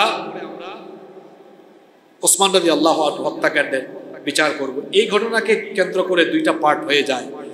লম্বা কাহিনী, জঙ্গে জামাল বা উস্তের যুদ্ধ হয়েছে, এরপরে সিফিনের যুদ্ধ হয়েছে। আলী রাদিয়াল্লাহু আনহুর ওফাতের পরে আলী রাদিয়াল্লাহু আনহু ওফাতের আগে হাসান রাদিয়াল্লাহু আনহুকে খলিফা হিসাবে মনোনয়ন দিয়ে যান, তার ছেলে ইমাম হাসান রাদিয়াল্লাহু আনহু। তখন ওই দিক থেকে মুআবিয়া রাদিয়াল্লাহু আনহু খেলাফতের দাবি করেন। যখন 2 গ্রুপ হয়ে গেল, হাসান রাদিয়াল্লাহু আনহু লক্ষ্য করে দেখলেন যে নেতৃত্বকে কেন্দ্র করে এই উম্মতেরই 2 গ্রুপের মধ্যে রক্তারক্তি হয়ে যেতে পারে। এবার তিনি এই রক্তারক্তি বন্ধ করার জন্য তিনি নিজে দায়িত্ব পরিত্যাগ করে মুআবিয়া রাদিয়াল্লাহু আনহুর কাছে দায়িত্ব তুলে দেন। সুবহানাল্লাহ। মুআবিয়া রাদিয়াল্লাহু আনহু খলিফা হয়ে গেলেন। তিনি 20 বছর রাষ্ট্র পরিচালনা করলেন। কত বছর? মুআবিয়া রাদিয়াল্লাহু আনহুর ইন্তেকালের আগে কিছু সংখ্যক নেতৃস্থানীয় সাহাবীরা তাকে এসে পরামর্শ দিলেন, আপনার তো বয়স হয়ে গিয়েছে, আপনি দুনিয়া থেকে যাওয়ার আগে আপনি একজন খলিফা মনোনয়ন দিয়ে যান। তখন তারা পরামর্শ দিলেন আপনার ছেলে ইয়াজিদ ইবনে মুআবিয়া, তাকে মনোনয়ন দিয়ে দেন। তিনি তার ছেলে ইয়াজিদকে মনোনয়ন দিলেন। মুআবিয়া রাদিয়াল্লাহু আনহুর ইন্তেকালের পরে ইয়াজিদ যখন খেলাফতের দাবি করলেন, তখন মুসলিম রাষ্ট্রের অধিকাংশ মানুষ এটা মেনে নেন, কিন্তু সিনিয়র অনেক সাহাবীরা এটা মেনে নেন নাই। কারণ অনেক সিনিয়র সাহাবীরা তখনও জীবিত ছিলেন। মদিনার অনেক মানুষ, ইরাকের মানুষ, বিশেষ করে কুফার মানুষ ইয়াজিদের খেলাফত মানতে অস্বীকার করে। ইমাম হুসাইন রাদিয়াল্লাহু আনহু ইয়াজিদের হাতে বায়াত গ্রহণ করেন নাই। এই খবর পেয়ে গিয়েছে কুফার মানুষ। এই খবর পাইছে কারা? কুফার মানুষ। কুফার মানুষ এই খবর পেয়েছে। এইদিকে ইমাম হুসাইন রাদিয়াল্লাহু আনহু তিনি মদিনায় ছিলেন, মদিনা থেকে চলে গেছেন কোথায়? মক্কায়। আর কুফার মানুষ এই খবর যখন পেল, তখন তারা ইমাম হোসাইন রাদিয়াল্লাহু আনহুর কাছে চিঠির পরে চিঠি লিখতে লাগলো, এবং একে একে তারা ইমাম হোসাইন রাদিয়াল্লাহু আনহুর কাছে 500 চিঠি লিখেছে। চিন্তা করছেন কত? 500 চিঠি লিখছে যে শুনছি আপনি ইয়াজিদের হাতে বায়াত গ্রহণ করেন নাই, আমরাও ইয়াজিদের খেলাফত মানি না, সুতরাং আমরা সবাই আপনার কাছে বায়াত করতে প্রস্তুত, আপনি কুফায় চলে আসেন। তারা চিঠি লিখতে লিখতে লিখতে লিখতে কয়শো চিঠি লিখছে? 500 চিঠি লিখেছে। অবস্থা যাচাই করার জন্য ইমাম হুসাইন রাদিয়াল্লাহু আনহু তিনি তার চাচাতো ভাই মুসলিম বিন আকিলকে সেখানে পাঠালেন। মুসলিম কুফায় পৌঁছালেন। মুসলিম বিন আকিল কুফায় গিয়ে দেখলেন যে সত্যি সত্যি কুফার মানুষ চায় তারা ইমাম হুসাইন রাদিয়াল্লাহু আনহুর কাছে বায়াত গ্রহণ করবে। তিনি তখন চিঠি লিখলেন ইমাম হুসাইন রাদিয়াল্লাহু আনহুর কাছে যে ঘটনা সত্যি, কুফার মানুষ আসলেই আপনার হাতে বায়াত গ্রহণ করতে চায়, সুতরাং আপনি কুফার দিকে চলে আসেন। আর এই দিকে মুসলিম বিন আকিল তিনি হানি বিন উরওয়ার ঘরে সবার কাছ থেকে ইমাম হুসাইন রাদিয়াল্লাহু আনহুর পক্ষে বায়াত নেওয়া আরম্ভ করলেন। ইয়াজিদ তখন সিরিয়ায় ছিল। ইয়াজিদের কাছে যখন এই খবর পৌঁছালো, তখন সে বসরার গভর্নর উবাইদুল্লাহ বিন জিয়াদকে এই পরিস্থিতি ঠেকাবার জন্য কুফায় পাঠিয়ে দিল। ইয়াজিদ উবাইদুল্লাহ বিন জিয়াদকে বলল, তুমি যে করেই হয় কুফায় যাও, গিয়ে এই বিদ্রোহ ঠেকাও, যেন এই বিদ্রোহ এখানে না হয়, আর হুসাইন যেন কোনোভাবেই কুফায় ঢুকতে না পারেন, তুমি গিয়ে ব্যবস্থা নাও। উবাইদুল্লাহ বিন জিয়াদ এবার কথা মতো কুফায় চলে আসলেন। কুফায় এসে তিনি বিষয়টি তদন্ত করতে লাগলেন এবং সত্যি সত্যি দেখলেন যে মুসলিম বিন আকিল হানি বিন উরওয়ার ঘরে বায়াত নিচ্ছেন। মুসলিম বিন আকিল এটা শুনলেন, শোনার পরে তিনি আবার উবাইদুল্লাহ বিন জিয়াদের প্রাসাদকে ঘেরাও করার জন্য 4000 কুফা বাহিনী, খেয়াল করে শুনেন, 4000 কুফা বাহিনী, মানে কুফার মানুষের থেকে 4000 সমর্থক নিয়ে দুপুরবেলা উবাইদুল্লাহ বিন জিয়াদের প্রাসাদ ঘেরাও করলেন। কুফার মানুষ কেমন এটা উবাইদুল্লাহ জিয়াদ ভালো করে জানতো। উবাইদুল্লাহ বিন জিয়াদ তখন সে একটা গরম বক্তব্য দিল, বলল, শোনো, তোমরা যদি মুসলিম বিন আকিলের সঙ্গ ত্যাগ না করো, তাহলে জানোই তো ইয়াজিদের বাহিনী কতটা মারাত্মক, এমন ভাবে তোমাদের উপর মুসিবত নেমে আসবে যে তোমাদের পরিস্থিতি অত্যন্ত বিপর্যয় হয়ে যেতে পারে। যখন দুপুরবেলা উবাইদুল্লাহ বিন জিয়াদ এই ভাষণ দিল, দেখা গেল 4000 সমর্থকদের মধ্যে পালাতে পালাতে, 4000 লোকদের মধ্যে পালাতে পালাতে দেখা গেল আস্তে আস্তে সূর্যাস্তের আগে তার সাথে মাত্র 3 জন লোক রইল। কয়জন লোক? আচ্ছা বলেন তো, ছিল কতজন? জোরে বলেন, ছিল কত? আর সূর্যাস্তের আগে ভাগতে ভাগতে পালিয়ে যেতে যেতে আছে কয়জন? আছে কয়জন? এজন্য আরবিতে একটা প্রবাদ আছে, আল কুফি লা ইউফি, আল কুফি লা ইউফি, মানে কুফার মানুষ ওয়াদা দিলে ওয়াদা রাখেন।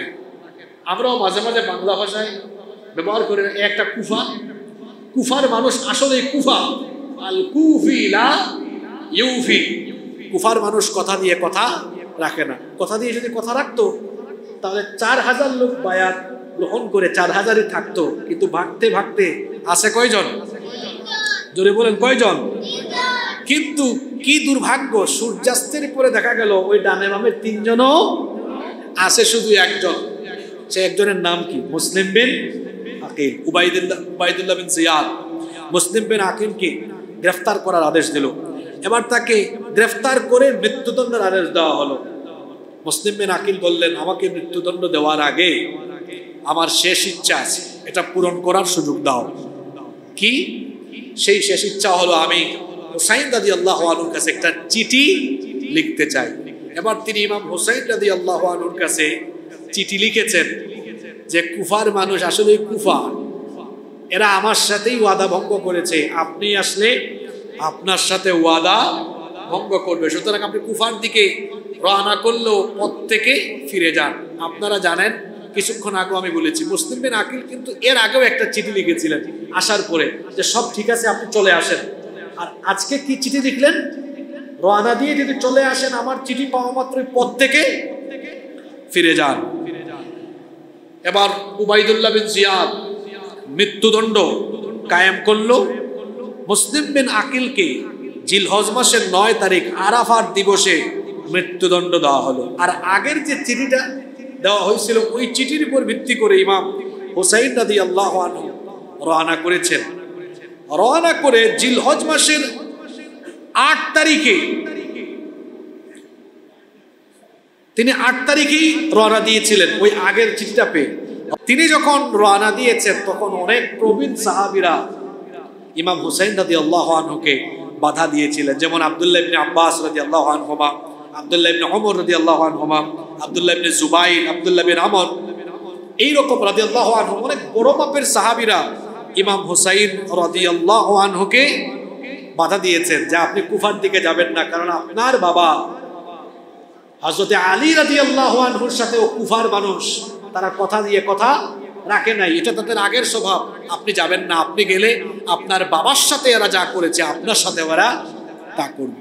কিন্তু প্রবীণ এই ধরনের সাহাবীদের নিষেধাজ্ঞা সত্ত্বেও ইমাম হুসাইন রাদিয়াল্লাহু আনহু রওনা করলেন।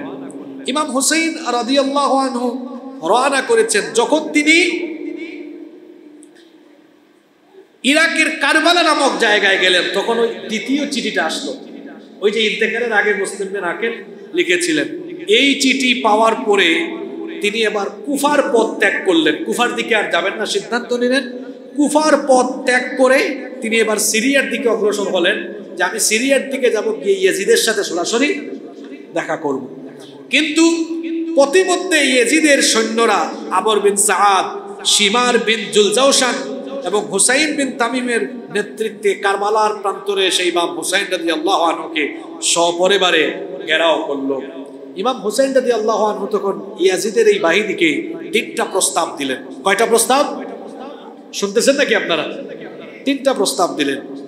প্রথম প্রস্তাব দিলেন, দেখো আমি তো এখানে যুদ্ধ করতে আসি নাই, কুফার মানুষ আমাকে দাওয়াত দিয়েছিল, আমি কুফার দিকে যাচ্ছিলাম, কিন্তু যেহেতু কুফার মানুষ তাদের কথা রাখে নাই, আমি এখন আর ওই দিকে যাচ্ছি না, সুতরাং আমাকে তোমরা ইয়াজিদের কাছে নিয়ে যাও, আমি ইয়াজিদের সাথে সাক্ষাৎ করে তার সাথে কথা বলতে চাই। এটা ছিল ওনার 1 নম্বর প্রস্তাব। 2 নম্বর প্রস্তাব দিলেন, যদি ইয়াজিদের কাছে আমাকে যেতে না দাও তাহলে আমাকে ছেড়ে দাও, আমি মদিনায় ফিরে যাব। 3 নম্বর প্রস্তাব হলো, যদি তোমরা আমাকে মদিনায়ও যেতে না দাও তাহলে ইসলামী রাষ্ট্রের যে কোনো দেশের দিকে আমাকে যেতে দাও, ওখানে গিয়ে আমি বাকি জিন্দেগি দিনের পথে লড়াই করে কাটিয়ে দেব। কয়টা প্রস্তাব দিলেন?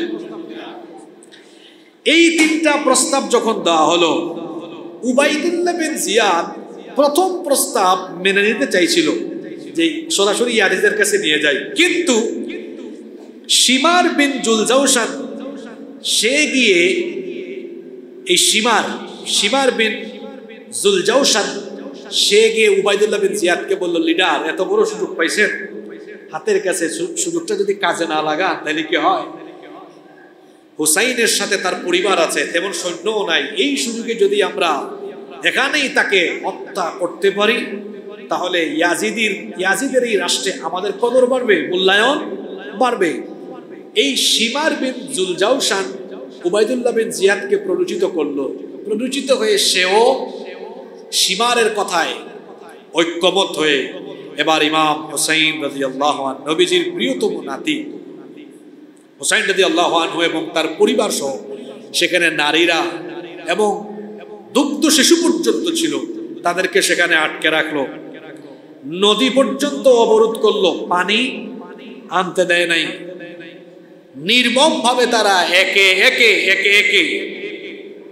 একে সবাইকে হত্যা করতে লাগলো। ইমাম হুসাইন রাদিয়াল্লাহু আনহু যতক্ষণ ওনার দেহে প্রাণ ছিল ততক্ষণ পর্যন্ত তিনি লড়াই করতে লাগলেন। একটা পর্যায়ে লড়াই করতে করতে বীরত্বের সাথে তিনিও শাহাদাতের সুধা পান করলেন, তিনিও শহীদ হয়ে গেলেন। এরপরে এই নিকৃষ্ট লোকটা শিমার বিন জুলজাওশান সে বর্ষা দিয়ে ইমাম হোসাইন রাদিয়াল্লাহু আনহুর শরীরে আঘাত করে করে তাকে ক্ষতবিক্ষত করে ইয়াজিদি বাহিনীর সম্মিলিত আক্রমণের ফলে ইমাম হোসাইন রাদিয়াল্লাহু আনহু তিনি সেখানে শাহাদাত লাভ করেন।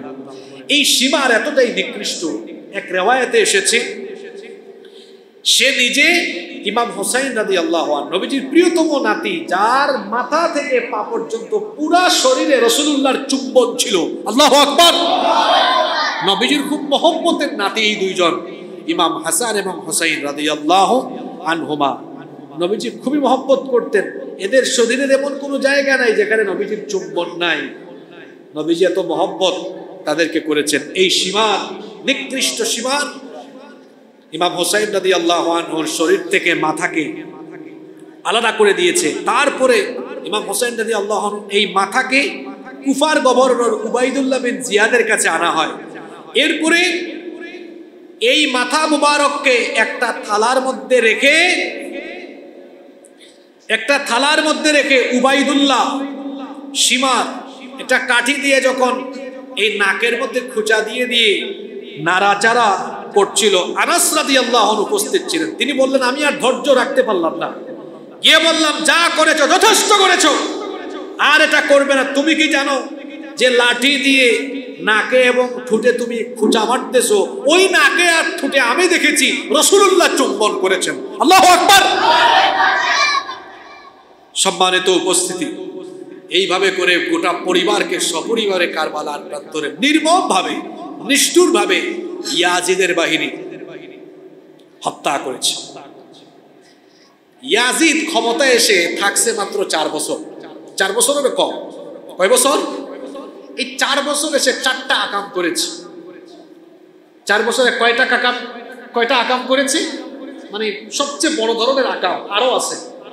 এর মধ্যে 1 নম্বর আকামটা করেছে নবীজির প্রিয়তম নাতি ইমাম হুসাইন রাদিয়াল্লাহু আনহুকে সপরিবারে তারই সেনাবাহিনী নির্মমভাবে হত্যা করেছে। আমাদের দেশে অনেক হুজুরেরা আছেন, ইয়াজিদের কিছু প্রশংসা করেন। তো আমি সম্মানের সাথে তাদেরকে প্রশ্ন করতে চাই, ইয়াজিদ যদি নির্দোষী হয় তাহলে এই হত্যাকাণ্ডের সাথে যারা সম্পৃক্ত সে তাদের বিচার করলো না কেন? সে কি কারো বিচার করেছে? কথা বলেন আপনারা, সে কি কারো বিচার করেছে? তার বিচার না করাটাই প্রমাণ করে এতে তার সমর্থন ছিল। প্রথম বছর বললাম সে কি করেছে? ইমাম হোসেন রাদিয়াল্লাহু আনহুকে সপরিবারে তারই সেনাবাহিনী হত্যা করেছে। ইমাম হোসেন রাদিয়াল্লাহু আনহুকে হত্যা করার পরে মক্কায় বিদ্রোহ আরম্ভ হয়। এর পরের বছর এসে মদিনায় তার সেনাবাহিনী পাঠিয়ে আক্রমণ চালিয়ে লুটপাট এমনকি ধর্ষণের মতো ঘটনাও সেখানে ঘটেছে। এটা ছিল তার 2 নম্বর আকাম। পরবর্তী বছর মক্কায় আক্রমণ করেছে, এমনকি কাবা ঘরে পর্যন্ত আক্রমণ হয়েছে। 4র্থ বছর এই ইয়াজিদ আর থাকতে পারে নাই, সে মারা গিয়েছে। ইয়াজিদের পরে তার ছেলে মুয়াবিয়া বিন ইয়াজিদ বিন মুয়াবিয়া খলিফা হয়েছে, কিন্তু সে বেশি দিন থাকতে পারে না, অল্প কয়েকদিনের মধ্যে সেও মারা গিয়েছে। যে কথাটি বলতে চাই, কারবালা থেকে প্রথম শিক্ষা হলো ইয়াজিদীয় পদ্ধতিতে যারা জুলুম চালাবে এরা আসলে ক্ষমতার জন্য এসব করলো, ক্ষমতা এরা পাবে না, ক্ষমতা থেকে এরা হারিয়ে যাবে। এই যে ইয়াজিদ তার বাহিনী হুসাইন রাদিয়াল্লাহু আনহুকে সপরিবারে হত্যা করলো, মদিনায় মক্কায় হামলা চালালো, কিসের জন্য? কথা বুঝেন নাই? কিসের জন্য? এই ক্ষমতায় কি থাকতে পেরেছে? রক্তপাত করে, লুটপাট করে, চাঁদাবাজি করে, লুণ্ঠন করে, অপকর্ম করে ক্ষমতায় বেশি দিন থাকা যায় না। এটা কারবালার প্রধান শিক্ষা। এটা কারবালার কি? আপনারা ঘুমাই গেলেন নাকি? এখন আমরা ঘটনা থেকে কি মেসেজ পাচ্ছি সেটা বলছি। 1 নাম্বার, লুটতরাজ, হানাহানি, মারামারি, রক্তারক্তি, কাটাকাটি, হত্যা, লুণ্ঠন, অপকর্ম ক্ষমতার জন্য করে ক্ষমতায় থাকা যায়, খেয়াল রাখতে হবে। কারবালার 2 নাম্বার শিক্ষা হলো, কারবালার 2 নাম্বার শিক্ষা হলো ক্ষমতার জন্য লুটপাট করলে, রাহাজানি, খুনাখুনি, রক্তারক্তি, হত্যাকাণ্ড করলে যারা এটা করবে তাদের রক্ত, তাদের প্রজন্ম, তাদের কর্মী বাহিনী অর্থাৎ তাদের দল কোনোদিনও আর ক্ষমতায় আসতে পারবে। এটা কারবালার 2 নম্বর শিক্ষা। বলুন হুজুর এটা আবার কেমন শিক্ষা? বলেন তো, যে ক্ষমতার জন্য ইয়াজিদ এগুলা করেছে সেই থেকে নিয়ে আজ পর্যন্ত ইয়াজিদের বংশের কেউ কি দুনিয়ার কোথাও আর ক্ষমতা পেয়েছে? জোরে বলেন পাবে? তার নাম কি কেউ সম্মানের সাথে নেয়? তাহলে বোঝা গেল ক্ষমতার জন্য খুন, গুম, হত্যাকাণ্ড, জুলুম, রাহাজারি যারা করবে, যখন পতন হবে আর কোনোদিন ক্ষমতার স্বাদ তারা পাবে। এটা আমাদের দেশের সবার জন্য শিক্ষা। যারা ক্ষমতা কেন্দ্রিক রাজনীতি করেন, এই কামগুলো আকাম কুকাম করবেন, আপনার দলের নাম, আপনার নাম নেওয়ার মতো একটা মানুষও দেখবেন আর আশেপাশে থাকবে। এটা কারবালার কয় নম্বর শিক্ষা? কারবালার 3 নম্বর শিক্ষা হলো, আমাদের দেশে কিছু লোক আছে দেখবেন মুহররম মাস আসলে শুধু হাই হাসান হাই হুসেন করে, আর শিয়ারা তাজিয়া মিছিল বের করে একদম নিজেদের শরীরকে তারা নিজেরাই রক্তাক্ত করে ফেলে। এবং তারা বলবে, আপনারা এই চট্টগ্রামেও দেখবেন, চট্টগ্রামেও হুসাইনি আদর্শের সৈনিকের অভাব নাই। মানে এটা মুখে মুখে বলে আমরা হুসাইনি সৈনিক, স্লোগান দেয় না? আপনাদের আশেপাশেও থাকতে পারে। তো হুসাইনের সৈনিক হলে ইমাম হুসাইন রাদিয়াল্লাহু আনহুর আদর্শ নিতে হবে। সেই আদর্শ কি? ইমাম হুসাইন রাদিয়াল্লাহু আনহু যেভাবে অন্যায়ের বিরুদ্ধে, জুলুমের বিরুদ্ধে তিনি তার রক্ত এবং জীবন দিয়েছেন, হুসাইনের সৈনিক না শুধুমাত্র মুখ দিয়ে কথা বলে, মুখ দিয়ে কথা বলে আর মাঝে মাঝে সিন্নি তোবারুক বিরানি জিলাপি খেয়ে এনার্জি বাড়ায় হুসাইনি সৈনিক, হুসাইনের সৈনিক এতটুকু বলে তারা হুসাইন প্রেম দেখাবে না। বরং ইমাম হুসাইন রাদিয়াল্লাহু আনহুর সত্যিকার আদর্শের সৈনিকেরা আল্লাহর জমিনে আল্লাহর দ্বীন প্রতিষ্ঠার জন্য রক্ত দিবে, জীবন দিবে, শহীদ হওয়ার জন্য তারা প্রস্তুত থাকবে। এটা হলো কারবালার 3 নম্বর শিক্ষা। এই যে 5 দিন ব্যাপী আমাদের মতোয়াল্লি সাহেব এখানে এত সুন্দর আয়োজন করলেন, আপনারা এত আলোচনা শুনলেন, আর আজকে শেষ দিনে, শেষ অধিবেশনে আমাকে আশুরা আর কারবালার বিষয়ে আলোচনা করতে দিলেন। আমরা কি এই সিদ্ধান্ত নিতে পারি যে কারবালা থেকে মূল শিক্ষাটা নেব আমরা আল্লাহ এবং তার রাসূল মুহাম্মদুর রাসূলুল্লাহ সাল্লাল্লাহু আলাইহি সাল্লামের আদর্শ প্রতিষ্ঠার জন্য ইমাম হুসাইন রাদিয়াল্লাহু আনহুর মতো প্রয়োজনে জীবন দিতে প্রস্তুত থাকব? সবাই রাজি আছেন তো? কারা কারা রাজি নাই দিকে হাত তুলেন তো। সবাই রাজি আছেন তো?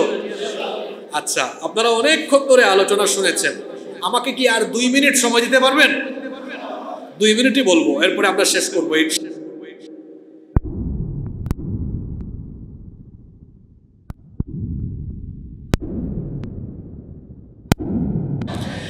অবশ্যই আমরা মারা যাব, এতে কোনো সন্দেহ নাই। বলেন তো দেখি, আপনার অসুস্থতা হয়ে যদি আপনি মারা যান, হার্ট অ্যাটাক করে মারা যান, অ্যাক্সিডেন্টে মারা যান, দুর্ঘটনায় মারা যান, আর যেভাবেই মারা যান না কেন, মরার পরে প্রত্যেকের কাছ থেকে হিসাব এবং বিচার নেওয়া হবে কি হবে না? কিন্তু মনে রাখবেন, একটা পদ্ধতিতে দুনিয়া থেকে গেলে মরার পরে হিসাবও নাই, বিচারও নাই। বিনা হিসাবে, বিনা বিচারে আল্লাহ তাআলা তাকে জান্নাত দিয়ে দেন। সুবহানাল্লাহ পড়বেন না? কয়টা পদ্ধতিতে মারা গেলে? জোরে বলেন, কয়টা পদ্ধতি? এই পদ্ধতিতে দুনিয়া থেকে গেলে কি নাই? হিসাবও নাই, বিচারও। এরকম মৌত আপনারা চান কি? এরকম মৌত আপনারা চান তো? যে হিসাবও হবে না, বিচারও, এবং বিনা হিসাবে বিনা বিচারে জান্নাত, এরকম মৌত আপনারা চান? সবাই মনে হয় চান না? চান। সেটা কি? সেটা হলো শাহাদাতের মৌত। আল্লাহর নবী বলেছেন, যেই ব্যক্তি শাহাদাতের মৌতের মাধ্যমে দুনিয়া থেকে বিদায় নেবে, আল্লাহ তাআলা ওই ব্যক্তির কাছ থেকে কোনো হিসাব নেবেন না, বিচারও করবেন না। শহীদদেরকে আল্লাহ তাআলা বিনা বিচারে, বিনা হিসাবে জান্নাত দিয়ে দিবে। এখন আমরা এই মসজিদে যারা আছি, শহীদ হওয়ার সুযোগ সবাই কেউ কেউ পেতে পারি, কেউ নাও পেতে পারি। কিন্তু আপনাদেরকে এমন একটা আমল, এমন একটা কৌশল শিখাই দিব, এই আমল আমাদের মধ্যে থাকলে সবাইকেই আল্লাহ শাহাদাতের মর্যাদা দিয়ে দিবেন ইনশাআল্লাহ। সে আমলটার কথা কি বলবো? সেটা অত বড় কিছু না, সেটা হলো তামান্না, আকাঙ্ক্ষা অন্তরের মধ্যে লালন করা, সব সময় কথাটা অন্তরে রাখা, আল্লাহ গো আমাকে শাহাদাতের মত দিও। যেমন করে নবীজি এবং তার সাহাবীরাও দোয়া করতেন। ওমর রাদিয়াল্লাহু আনহুর নাম আমরা জানি, তিনি যখনই হাত তুলতেন দোয়া করতেন তখনই তিনি বলতেন আল্লাহুম্মা রযুকনি শাহাদাতান ফি সাবিলিক ওয়াজআল মাউতি ফি বালাদি রাসূলিক।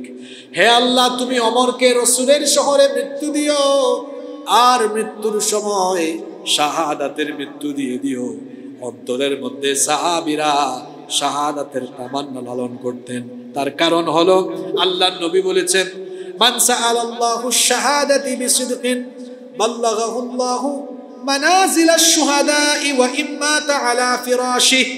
আল্লাহর নবী বলেছেন, যে ব্যক্তি তার অন্তরের মধ্যে শাহাদাতের চেতনা রাখবে, শাহাদাতের তামান্না রাখবে, সেই ব্যক্তি যদি শহীদ না হয়, বিছানায়ও স্বাভাবিক মৃত্যুবরণ করে, অন্তরের মধ্যে শাহাদাতের তামান্না থাকার কারণে মরার পরে আল্লাহ তাকে শাহাদাতের মর্যাদা দিয়ে দিবে। তাহলে অন্তরে শাহাদাতের চেতনা, শাহাদাতের তামান্না আমরা লালন করব তো ইনশাআল্লাহ। তাহলে কারবালা থেকে সর্বশেষ যে শিক্ষা নিয়ে আমরা আজকে বাড়ি যাব, সেটা হচ্ছে আমরা শহীদ হওয়ার জন্য অন্তরে সবসময় তামান্না রাখবো ইনশাআল্লাহ। অনেক কথা বললাম, আশুরা এবং কারবালা থেকে আমরা আলোচনা করলাম, এর তাৎপর্য জানলাম, এবং আশুরা আর কারবালা থেকে আমাদের জন্য কি শিক্ষা আছে সেগুলো আমরা জানলাম। আল্লাহ তাআলা আমাদেরকে আশুরা ও কারবালা থেকে যে শিক্ষাগুলো আছে সেগুলো আমাদেরকে বাস্তব জীবনে প্রতিফলিত করবার তৌফিক দান করেন, আমরা সবাই বলি আমিন।